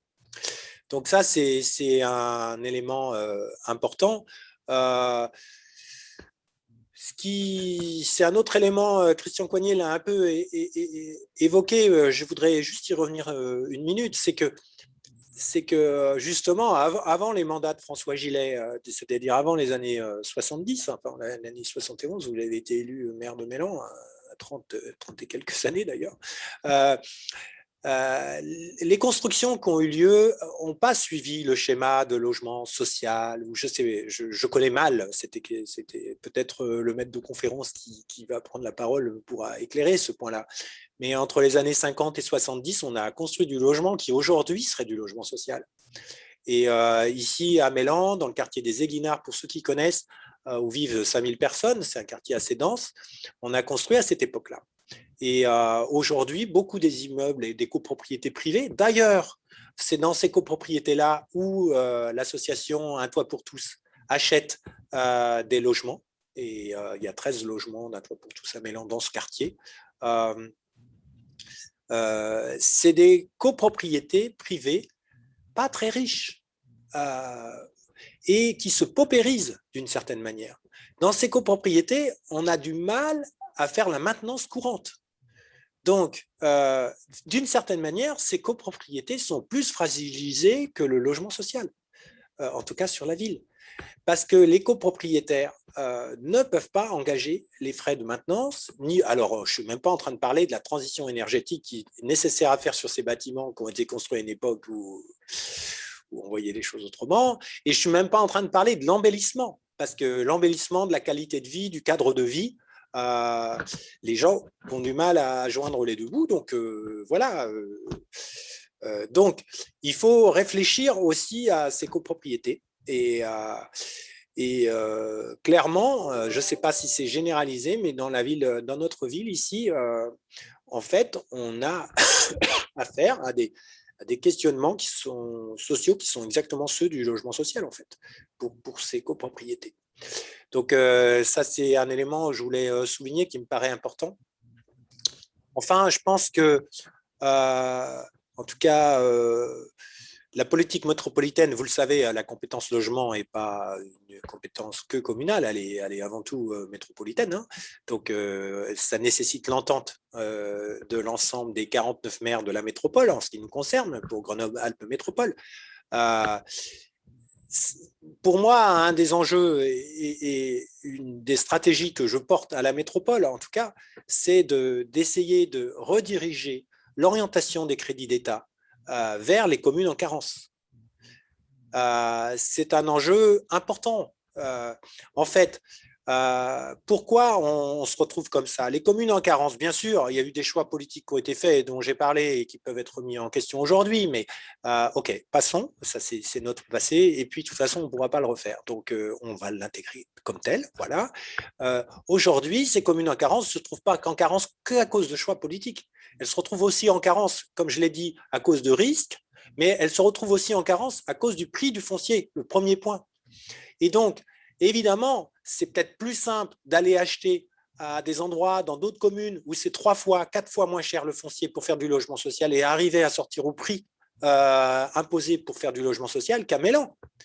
Mais n'empêche que c'est à Mélan qu'on est en carence, c'est pas ailleurs. Et comme ça a été dit, les amendes sont communales et la loi s'applique, l'article 55 s'applique de manière communale. Donc, c'est un peu bizarre, mais les villes, parce que les villes en carence sont aussi des villes plutôt qui ont des capacités financières, mais elles n'en ont pas suffisamment pour pouvoir faire face à ce qui leur est demandé. Donc, elles ont besoin de la solidarité, et c'est assez drôle, mais elles ont besoin de la solidarité métropolitaine pour conduire et pouvoir rattraper leur retard. Et je pense qu'il faut qu'on arrive à se le dire, entre maires à la métropole, entre conseillers métropolitains à la métropole, ce qui n'est pas simple, parce que c'est normal, chaque maire défend sa commune, et voilà, l'orientation de ces crédits me semble un élément important. Enfin, peut-être pour terminer, être un peu provocateur, oui, il y a quand même des... Enfin, moi, ma pratique, peut-être elle n'est pas juste, hein, mais je la questionne en tout cas, je le pose sur la table. Il y a 2 choses qui me questionnent vraiment. D'abord, c'est le relogement. Parce qu'ici à Mélan, par exemple, dans le quartier Buclos-Grand-Pré que je citais tout à l'heure, on a plutôt de grands appartements qui ont été attribués dans les années 70 et 80. Et ces appartements, aujourd'hui, sont occupés par des personnes qui n'ont plus leur famille depuis très longtemps, en fait. Et cette politique du relogement est vraiment problématique. Je ne sais pas comment on peut faire. Aujourd'hui, on est sur le volontarisme, si j'ai bien compris, ce qui n'est pas forcément simple, parce que quand on veut adresser une personne vers un logement plus moderne, plus présent, eh bien, c'est compliqué, parce que souvent, ça correspond à une hausse de loyer. Les gens perdent un facteur 2 en surface et augmentent leur loyer. Donc, comment on fait ça pour faciliter cette respiration? Et de manière plus globale, ce n'est pas que ces gens qui posent problème, c'est Moi, je pense que la taille des logements est problématique aussi. Quand on regarde, ça n'a pas été montré, mais on peut montrer une statistique qui avait été faite pour l'élaboration du PLH à la métropole. Quand on voit la surface que prennent les gens pour habiter, pour loger au cours du temps, elle augmente. Elle augmente considérablement et du coup, ça augmente nos besoins. Comment on peut retrouver une certaine frugalité, je dirais, dans nos habitats, nous tous, dans le privé, comme dans le public, comme dans le social? C'est une question qui est posée à tous. Et je pense que c'est une question qui va se poser de plus en plus fortement. On ne peut pas non plus compenser que par la construction cette course en avant de plus de mètres carrés. Évidemment, tout le monde voudrait 200 mètres carrés pour lui tout seul et vivre, mais est-ce que c'est une voie d'avenir? Voilà, donc je terminerai là-dessus, la question de la taille des logements, et qui, à mon avis, est une question, le relogement, la taille des logements. Donc, aider, comment dire, optimiser ce que nous avons déjà. Et comment on peut l'optimiser? Il n'y a pas que la construction, il y a aussi l'optimisation de ce que nous avons et ce que construit les gens qui étaient là avant nous. Comment on peut l'améliorer? Comment on peut mieux l'optimiser pour les besoins qui sont ceux des familles et des gens d'aujourd'hui. Voilà, je terminerai là-dessus. Merci beaucoup. Je vais prendre des questions. Pour l'instant, il y avait une question, mais qui a disparu. Donc, je ne sais pas si la personne veut la poser directement. Non? Oui. Avant de donner la parole donc à Fabien Lesage, est-ce qu'il y a des questions ou des réactions? Pour l'instant, je n'ai aucune question. De mon côté, je répondrai volontiers à 2 ou 3 points qui ont été abordés le temps que d'autres participants se décident. Mais... Eh bien, c'est volontiers. Et voilà. Juste 2 ou 3 choses qui ont été dites. Alors, j'ai vu que la question qui était posée par écrit concernait effectivement l'intervention dans des copropriétés fragiles et donc la possibilité d'acquérir des logements. Notamment par, là pour le coup, les bailleurs sociaux, un toit pour tous. Et donc, c'est une excellente idée. Hein. Je veux dire, c'est des programmes d'acquisition, amélioration dans le diffus. Et il faut savoir que c'est vrai que de toute façon, il y a un certain nombre de copropriétés actuellement qui jouent le rôle de logement social de fait, mais sans être adossé à la capacité justement d'un bailleur de piloter des rénovations, des améliorations, des embellissements. Et donc, effectivement, je crois que c'est un des points sur lesquels les bailleurs sociaux peuvent complètement s'investir, de participer à l'acquisition et à l'amélioration d'un certain nombre de logements. Voilà. C'est aussi ce que les bailleurs font pour ceux qui sont syndics solidaires aussi, hein, d'apporter aussi leur savoir-faire en matière de gestion de copropriété au travers de l'activité syndic, justement pour aider des copropriétés qui seraient en difficulté pour piloter un certain nombre de transformations et d'améliorations de ces copropriétés. Ça, c'est le premier point. Et puis, la question a été posée aussi dans la même question de savoir si ça ne valait pas le coup de transformer, par exemple, des commerces qui étaient abandonnés en logement pour satisfaire l'offre de logement. J'avoue que sur cette question, je suis beaucoup plus mitigée. D'abord parce que ce n'est pas forcément évident de faire d'un commerce un logement de qualité, et puis parce qu'en fait on a besoin d'un commerce de proximité. Donc peut-être que la question à se poser, c'est comment on peut participer à la revitalisation d'un commerce de proximité dont les quartiers ont besoin, plutôt que et donc la mixité, elle n'est pas seulement sociale, elle doit être aussi fonctionnelle. Il faut que les gens qui habitent là puissent trouver sur place un certain nombre de services, de commerces. Et donc, je suis beaucoup plus réservée sur la question de la transformation de commerce en logement. Je suis plutôt sur l'idée de dire comment on peut revitaliser ce commerce pour apporter un service aux habitants. Et puis, je crois que dans la question qui a été posée par Philippe Cardin sur la taille des logements, Alors, c'est vrai que j'ai été DGA de Paris Habitat autrefois, donc je vais parler de mon expérience personnelle. C'est vrai qu'à Paris, il y a un manque très cruel de grands logements. En fait, les familles demandeuses de logement social actuellement sont plutôt des familles nombreuses. Et donc là, on a une vraie problématique de travailler sur du relogement, c'est-à-dire de demander à des personnes qui sont seules de quitter leur grand logement pour pouvoir y loger des familles un petit peu plus nombreuses. Je dirais qu'en Isère, ça ne se pose quand même pas dans ces termes-là, parce que finalement, on a plutôt trop de grands logements et pas assez de petits actuellement pour satisfaire la demande. Donc, sauf à régler quelques situations sociales très, très particulières de personnes qui seraient vraiment en difficulté dans un trop grand logement, je ne suis pas non plus forcément très, très favorable au fait de travailler sur du relogement systématique de personnes dont le logement est trop grand, sauf quand il faut accompagner justement une mutation parce que la personne est en difficulté financière. Et là, évidemment, il faut créer des conditions financières favorables pour la personne, c'est-à-dire travailler notamment le montant du loyer pour que le logement plus petit ne coûte pas plus cher que le logement plus grand. Ça, c'est une évidence. Et puis, par rapport à cette question de la taille, c'est vrai que là encore, la crise sanitaire a révélé aussi le besoin d'espace qu'avaient les gens, éventuellement le besoin de la pièce où travailler, ou télétravailler quand il y a les enfants à la maison et ce qui nécessite de l'espace.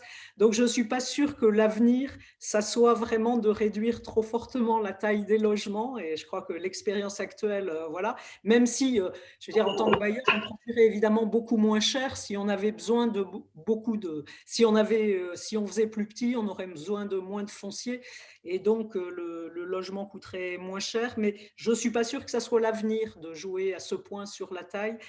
Je dirais que peut-être que la clé, elle est un peu sur la hauteur des constructions et que peut-être qu'il faut accepter une certaine densité en termes de hauteur, l'étage de plus qui permet sur la même quantité de foncier de mettre un petit peu plus de logements. Donc, c'est d'augmenter la densité et en jouant plutôt sur la hauteur que sur la taille du logement lui-même. Voilà pour ce que j'avais à apporter. Moi, je veux bien répondre, Christian Cognier, là, je veux bien répondre sur la première question sur l'achat de logements en copropriété dégradée et à l'exemple de l'EPFL d'Île-de-France. Je rappelle quand même que le PFL du Dauphiné pratique la demande de la collectivité ou de l'intercommunalité. Encore une fois, et on le fait, notamment il y en a une en cours qui est bien connue à l'abbaye sur Grenoble, mais il y en a eu d'autres et il y en aura encore d'autres. Je rappelle quand même que le PFL intervient en accompagnement des collectivités. C'est-à-dire que la politique de construction et du social est gérée par la communalité ou l'intercommunalité. Et notamment, ce qui nous concerne sur les métropoles, c'est l'intercommunalité. Mais le PFL intervient seulement en accompagnement et pas pour être à la place de l'intercommunalité et faire sa politique. Donc, il faut bien qu'il y ait une demande de la commune ou de l'intercommunalité pour pouvoir agir. Une question à Philippe Cardin. Comment maîtriser dans le temps les prix des logements en accession sociale? En fait, ça, c'est une question qui fait référence à une nouvelle disposition législative, en fait, légale, avec la création des OFS, des organismes fonciers solidaires, qui permettent d'acquérir du foncier. Et l'accession sociale se fait que sur le bâti et pas sur le foncier. Le foncier reste propriété de l'organisme foncier solidaire.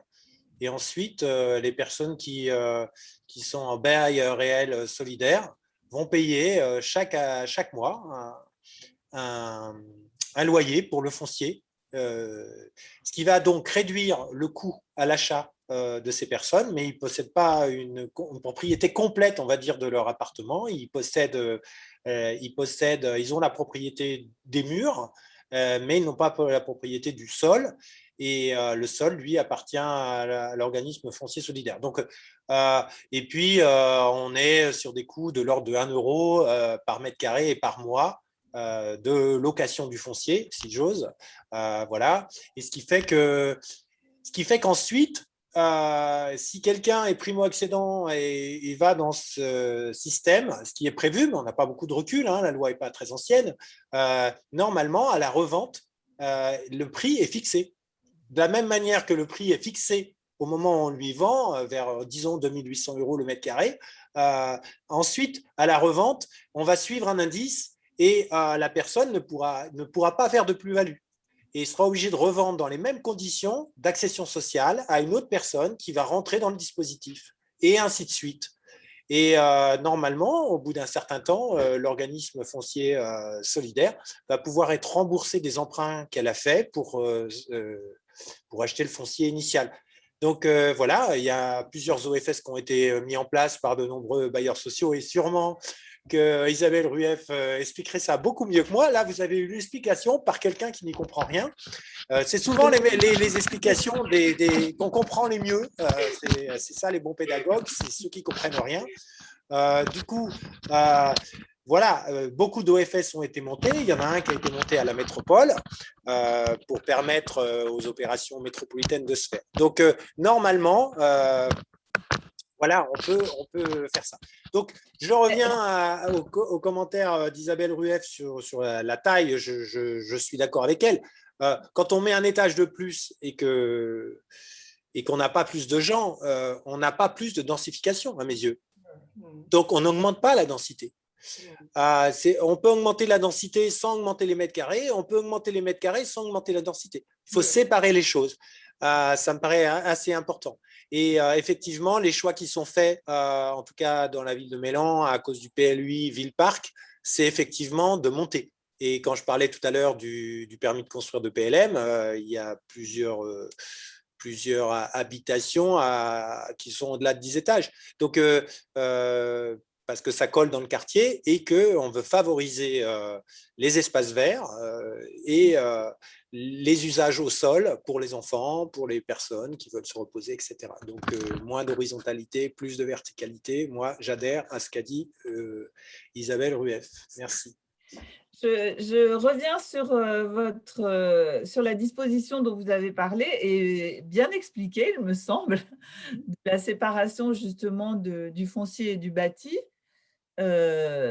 Comment se fait-il, puisque cette disposition existe, qu'elle ne soit pas plus utilisée? Où est-ce qu'on en est avec ça? Bien, ça dépend. Il y a des villes qui ont déjà tenté. Il y a plusieurs expériences. Il y en a une à Crolles localement, 23 logements, à ma connaissance. Et puis, il y a d'autres métropoles qui ont été plus vite que nous. Voilà, l'OFS métropolitain a été construit, a été établi, a été voté en 2019.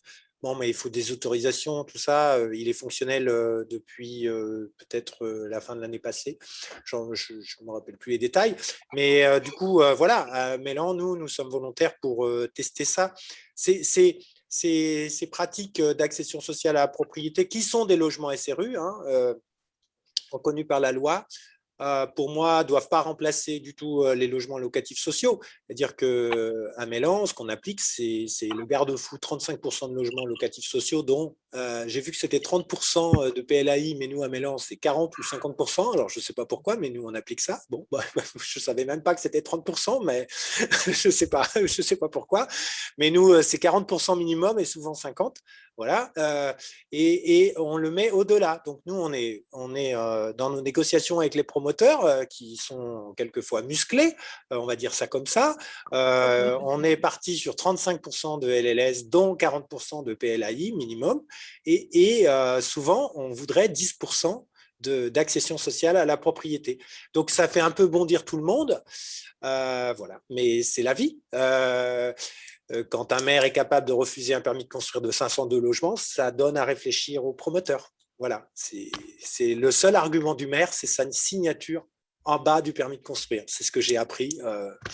Au bout d'un an, ça n'a pas été long à apprendre, mais je l'ai bien appris. Monsieur Coignet, vous voulez répondre là-dessus ou...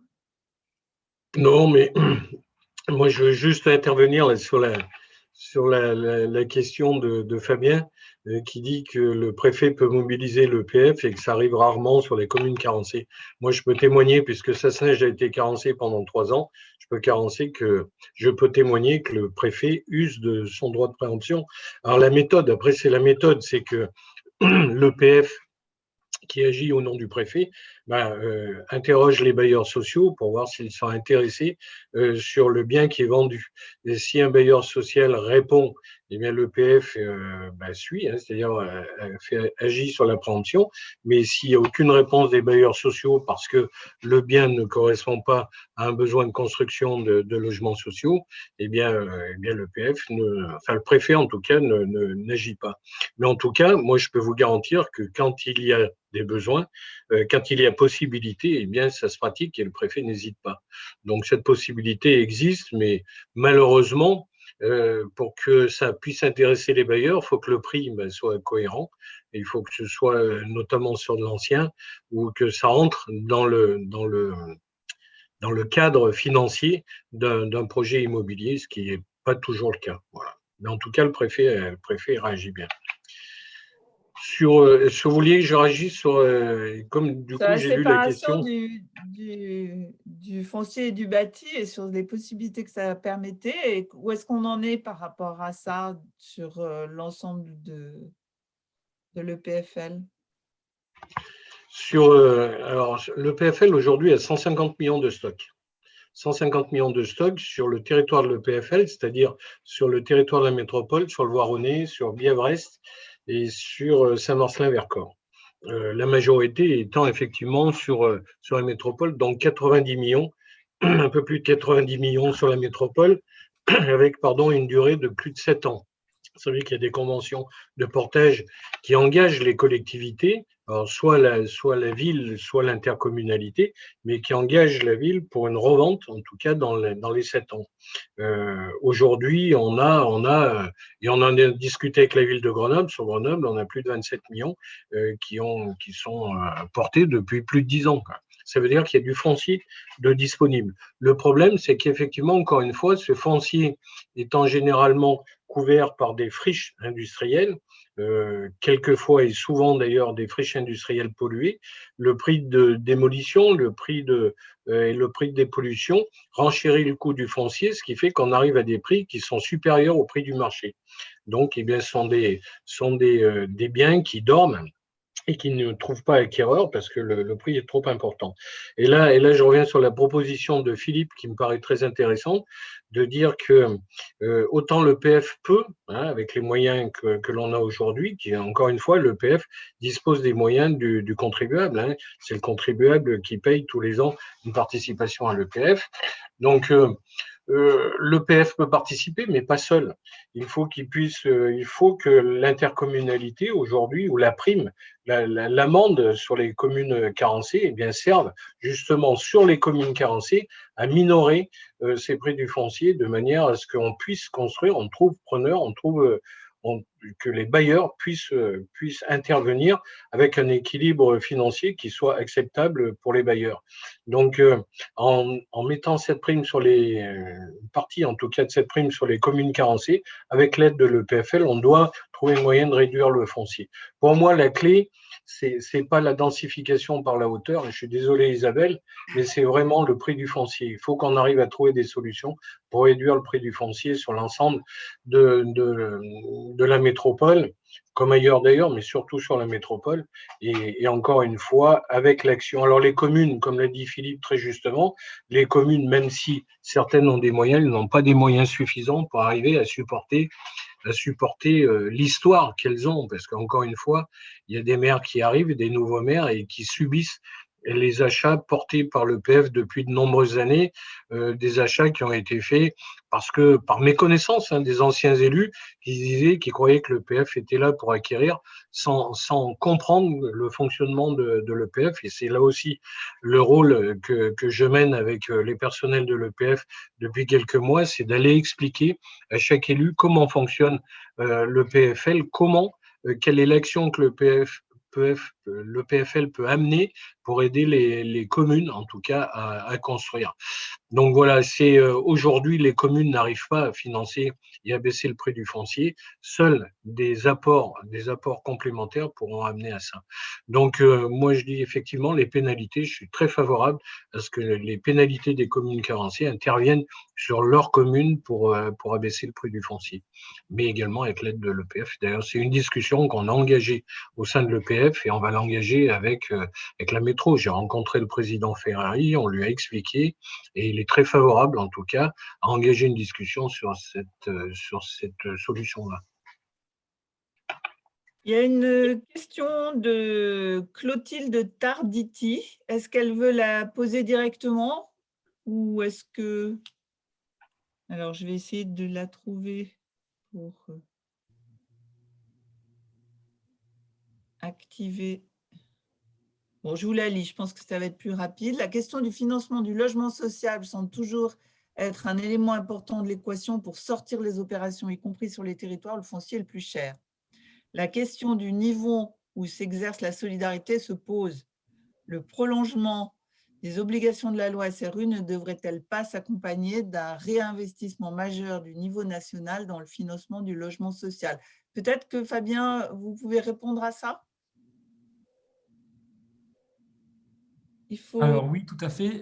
Merci. Ça va me permettre effectivement avant cette espèce d'exercice là où je vais essayer de synthétiser ou en tout cas de lancer quelques pistes, mais de répondre à quelque chose, je pense qu'il y a un des éléments récurrents de notre débat, c'est le lien en fait entre les politiques du logement social et le marché en gros, hein, le foncier étant un marché, voilà, l'accession à la propriété ou le locatif privé étant aussi régi par des logiques de marché. Donc en fait on voit bien dans nos échanges et dans vos échanges qu'en quelque sorte, intervenir uniquement sur le parc social sans avoir du tout d'outils sur le marché, dans toutes ses composantes qui participent au logement, en fait, c'est vain.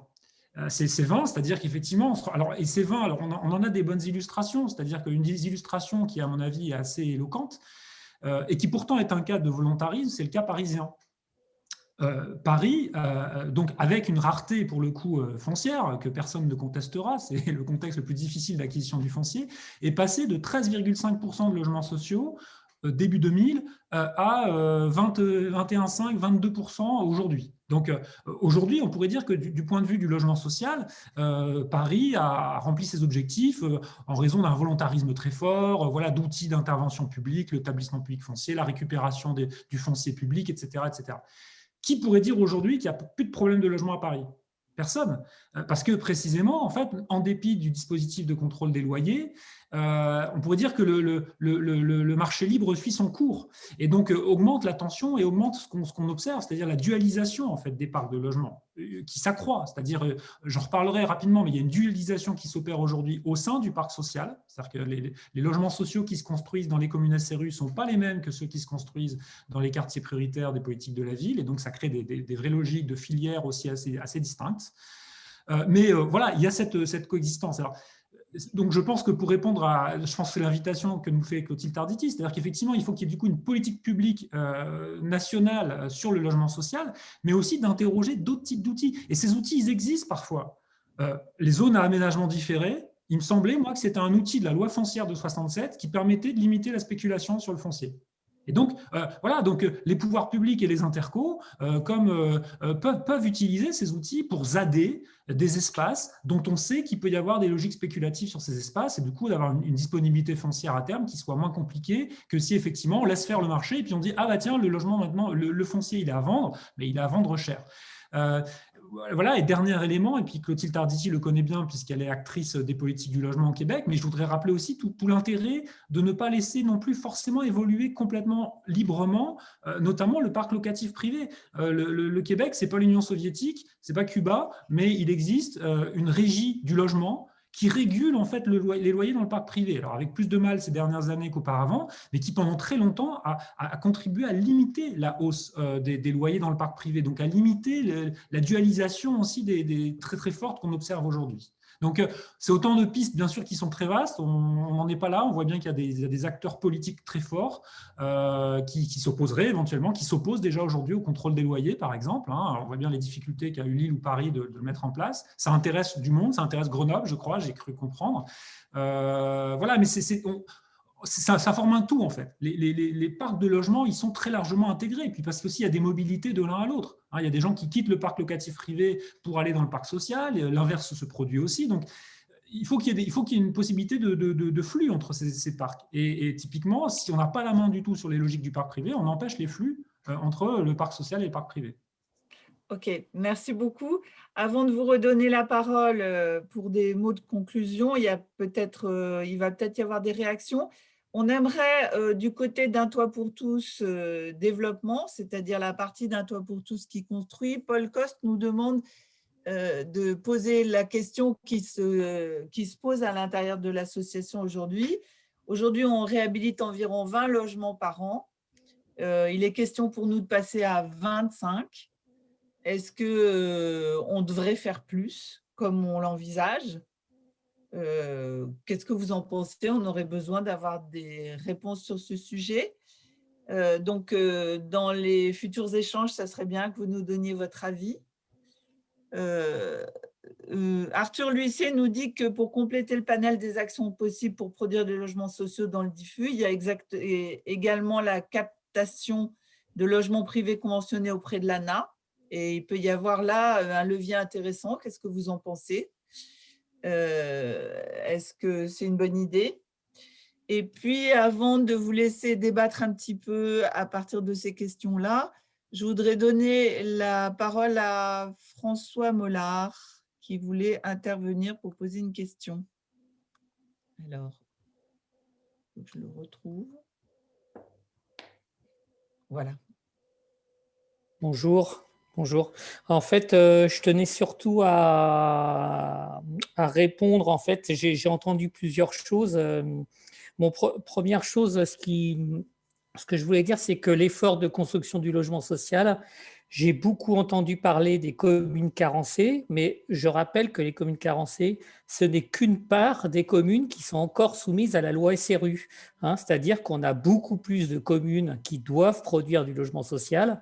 Si elles n'apparaissent pas dans les communes carencées, c'est qu'elles ont réussi à produire leur objectif triennal. Voilà. Donc en fait, l'effort de la collectivité et de la métropole, il doit porter sur l'ensemble de ces communes et pas seulement sur les communes carencées. Deuxième intervention que je voulais faire, c'était par rapport à l'emploi de l'amende SRU. Je tenais à rappeler qu'en fait, la métropole touche environ 400 000 € par an de l'amende SRU. Et ça, c'est à comparer à en gros, on investit entre 8 et 12 millions d'euros par an, si on prend les crédits de la métropole et les crédits délégués de l'État dans le logement social. Voilà, donc on voit bien que la part de l'amende SRU, en fait, c'est vraiment très, très, très, très minime, et c'est pas ça, en fait, qui fait, on investit bien plus que l'amende SRU dans les communes carencées. Voilà, pour aller aussi dans le sens de Monsieur Desage, je rappelle qu'on est bien dans une approche systémique, qu'on ne porte pas l'effort que sur le logement social, qu'on porte un effort justement de développement dans le parc privé. On est en train de mettre une plateforme de captation, on a fait des efforts énormes de portage. Voilà, on a demandé l'encadrement des loyers, etc., etc. Voilà, donc en fait, c'est bien, on a mis en place des ZAD aussi, on est encore en train d'en mettre en place. Donc on essaye d'employer l'ensemble des outils pour développer le logement social. Voilà. Et dernière chose que je voulais dire, c'est que malgré tout, on ne maîtrise pas l'ensemble de la chaîne de la production. D'ailleurs, Philippe Cardin l'a bien dit, ce sont bien les maires qui signent les permis de construire. Et je dirais que pour financer des projets, il faut qu'on ait des projets. Voilà. Et donc, quand on n'a pas de projet porté par les communes, en fait, on n'a rien à financer. Donc, c'est aussi itératif, c'est dans les deux sens. La métropole peut aider, mais nous avons besoin des communes pour développer des projets. Voilà.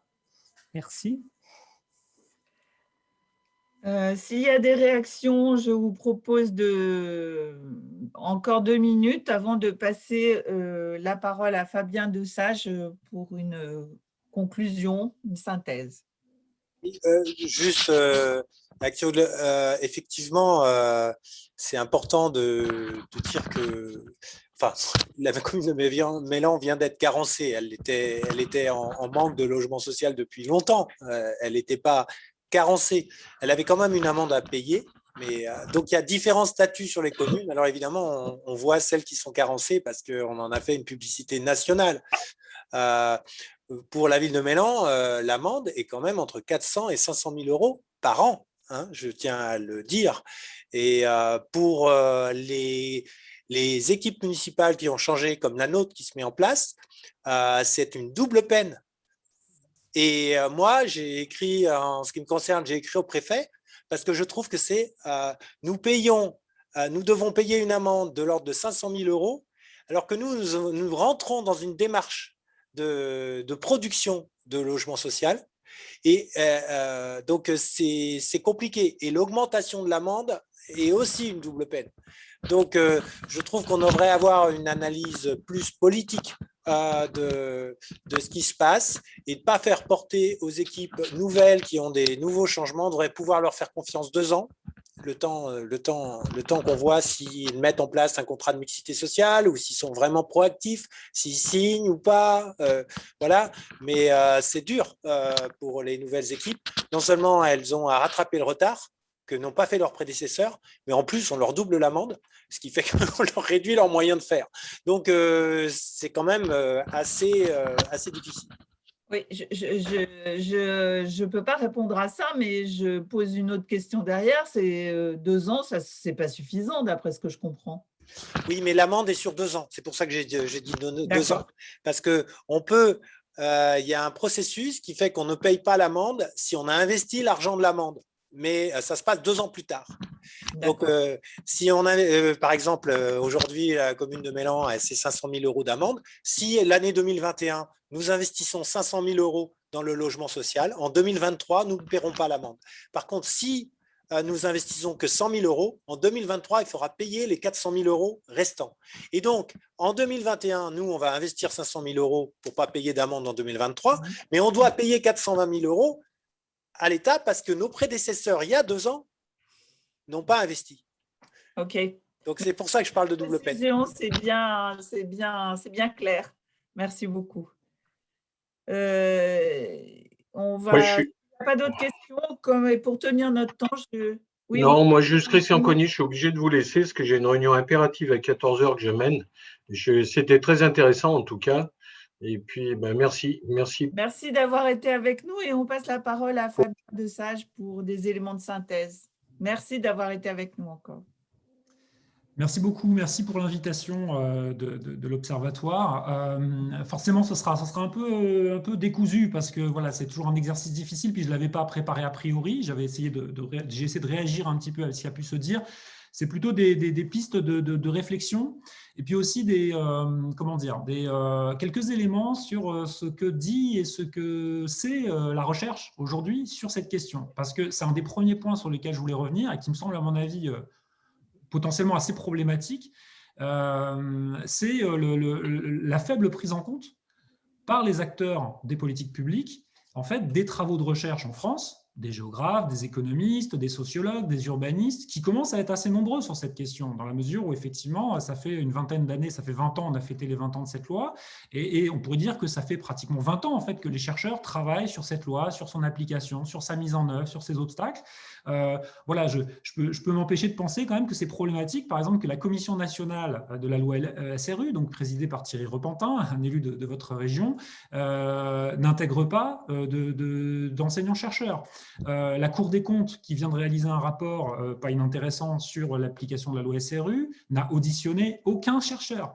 Voilà, donc j'étais heureux effectivement que ce soit René Balin, puis vous avez la chance dans votre région d'avoir une ancienneté, un peu de coopération peut-être davantage avec les chercheurs que dans d'autres régions sur le plan national. Mais c'est important parce que je pense qu'en fait, ça traduit aussi une forme parfois de cécité des acteurs publics à l'analyse et à l'évaluation des résultats des politiques qu'ils conduisent. Ce qui est un vrai problème qu'on rencontre sur ce secteur d'action publique, mais sur beaucoup d'autres, sur lesquels voilà, il y aurait matière là aussi à discussion. Alors, en gros, pour le dire très vite en 2 minutes, donc il faudrait beaucoup plus de temps, mais quelles sont les grandes pistes en fait, d'évaluation aujourd'hui par la recherche de cette politique publique de construction de logements sociaux dans des communes qui n'en avaient pas? Premier point, et il faut vraiment le dire, c'est vraiment très important. En fait, la loi SRU, elle traduit, il va y avoir un peu de bruit, il y a des travaux en façade chez moi, d'éclairage public, donc si ça fait un peu de bruit, ça vient de là. La loi SRU, on pourrait dire qu'elle est la consécration d'une révolution silencieuse, hein, mais dont il faut bien avoir conscience. C'est l'aboutissement du constat sur lequel on peut s'interroger aujourd'hui de l'échec en fait, de la politique des grands ensembles. Et je reviens là-dessus parce que les travaux de recherche, les chercheurs, l'avantage c'est qu'ils ont du temps et puis qu'ils ont un peu du coup la mémoire longue et qu'ils peuvent aller voir ce qui s'est passé dans les années 60, dans les années 50. Il faut bien se rendre compte qu'il est discutable en fait ce verdict qui conduit à la politique de la loi SRU, mais qui conduit aussi, et finalement de manière, c'est des logiques qui peuvent être assez similaires à la politique de démolition-reconstruction des grands ensembles, donc à toute la politique dite de rénovation urbaine de la loi Borloo de 2003. C'est le même paradigme, on dirait nous avec nos jargons. Donc et ce paradigme, c'est l'échec des grands ensembles. L'échec d'une politique qui résonne en termes de besoins de logement et de réponse quantitative aux besoins de logement pour une politique du jardin à la française, où on va regarder, on va mettre en place des formes de mixité, on va regarder de près. On pense aussi que le problème est celui de la concentration des populations pauvres, davantage que éventuellement la montée de la pauvreté, la montée des inégalités dans la société française, qui ont contribué aussi à rendre ces grands ensembles problématiques. Hein. Et ça, encore une fois, la recherche française, elle est solide là-dessus, comme la recherche étrangère. Elle relativise beaucoup le rôle de la morphologie sur les problèmes sociaux et les problèmes des inégalités. Hein, c'est la morphologie urbaine, le fait que ce soit des grands ensembles, qu'il y ait de la concentration. En fait, c'est une variable très secondaire dans les problèmes que vivent éventuellement les populations. Pourtant, fin 90, début 2000, on s'engage à plein dans une politique de dispersion, de mixité sociale, de jardin à la française. Alors, je voudrais revenir là-dessus parce que c'est important de revenir là-dessus dans un contexte aujourd'hui où on a en fait la même question dans le contexte épidémique. C'est quoi la réponse en fait à l'épidémie et au problème de la vaccination de masse? C'est de faire des vaccinodromes. On pourrait dire que les grands ensembles étaient une forme de vaccinodrome. Voilà, c'était l'idée d'une logique quantitative. Ou c'est un jardin à la française, où on va faire de la vaccination par les généralistes, où on va prendre son temps. On voit bien que parfois, en fait, il y a des arbitrages, et aujourd'hui, on pourrait se poser cette question. Quelle est l'urgence du besoin? Est-ce que les millions de personnes qui sont dans des situations de mal logement justifieraient pas davantage d'avoir un peu plus une logique quantitative, de répondre à ce besoin, encore une fois, politique, auquel la politique des grands ensembles, elle avait réussi en partie sur cet aspect-là. Elle a réussi à exclure les bidonvilles de nos villes et des situations les plus critiques de mal logement. Donc, ça, c'est important, c'est de bien penser que la loi SRU, du coup, elle s'inscrit quand même dans ce cadre-là. On a souvent tendance un peu à naturaliser, à oublier en fait que c'est un grand choix et que c'est un choix qui, comme tout choix politique, peut être discuté à différents moments dans le contexte. Que disent donc les travaux de chercheurs? En fait, ils disent en gros que la loi SRU, c'est une espèce de réussite en trompe-l'œil. C'est une réussite en trompe-l'œil parce qu'effectivement, cette loi qui a été très contestée, qui a fait l'objet de nombreuses oppositions, elle a fini par être acceptée. Elle a fini par être acceptée, on l'a entendu, et puis je remercie vraiment les témoignages des maires présents. C'est courageux aussi de venir discuter avec des acteurs qui ont parfois des points de vue, donc je les remercie.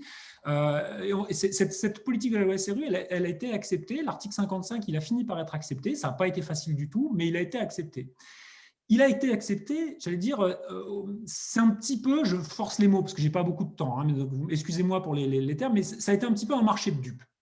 Dans le sens où, ce que j'ai observé, et puis ce qu'ont observé d'autres chercheurs sur le terrain, c'est que, en quelque sorte, pour être acceptée, la loi SRU, donc dans les communes, notamment article 55, elle a dû renoncer à certains de ses objectifs. Et ces objectifs, et je vais en parler parce que c'est assez éloquent et c'est assez intéressant, on n'en a pas parlé. Je pense que le mot n'a pas été prononcé, même quasiment, celui des attributions, celui du peuplement.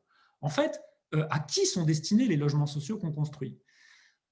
Moi, ce que j'ai observé dans mon travail d'enquête, qualitatif, quantitatif, auprès des élus, etc., c'est que globalement, les maires, et ce n'est pas un jugement du tout à leur égard, c'est tout à fait compréhensible même qu'ils aient raisonné comme ça, Ils ont commencé à se dire il faut qu'on construise du logement social quand ils ont, j'allais dire, compris, quand on leur a montré qu'il y avait un besoin local, qu'il y avait un besoin dans leur commune, qu'il y avait des décohabitations, qu'il y avait des divorces, que le marché immobilier devenait inaccessible pour une partie des jeunes de la commune, et que donc ils avaient besoin de construire des logements, et que, autrement dit, pour le dire de manière un peu plus crue, construire des logements sociaux, ça ne voulait pas dire forcément faire venir des ménages d'autres quartiers, notamment des quartiers prioritaires qui étaient stigmatisés, qui avaient mauvaise réputation et auxquels d'ailleurs parfois les habitants de leur commune en fait renvoyaient aussi une mauvaise réputation. Et donc là, ils se sont mis à construire. Et ils se sont mis à construire parce que le législateur, j'allais dire, voilà, il y a une collègue juriste qui le dit très bien avec ses mots, qui dit la politique de la loi SRU et de l'article 55, c'est une main de fer dans un gant de velours. C'est-à-dire qu'en fait, c'est une main de fer, c'est qu'on tape un peu fort sur la table, mais en fait, dans l'application de cette loi, le législateur, comme souvent en France, en fait, contrairement à ce qu'on pense, en fait, a accepté des compromis avec les élus locaux. Et parmi ces compromis, notamment avec les maires, c'est de ne pas toucher à la question des attributions. Aujourd'hui, on pourrait y revenir assez longuement si vous voulez, il y a bien plus spécialistes encore que moi, d'ailleurs dans votre région, à travers Marine Bourgeois notamment, qui a travaillé là-dessus. Mais en fait, les attributions aujourd'hui, le rôle des communes, il reste essentiel. Et donc, autrement dit, ce que j'ai pu montrer, et ce qu'ont montré beaucoup de chercheurs depuis, c'est qu'aujourd'hui, s'exercent, encore une fois, pour des raisons qui ne sont pas forcément complètement mauvaises, des formes de préférence communale.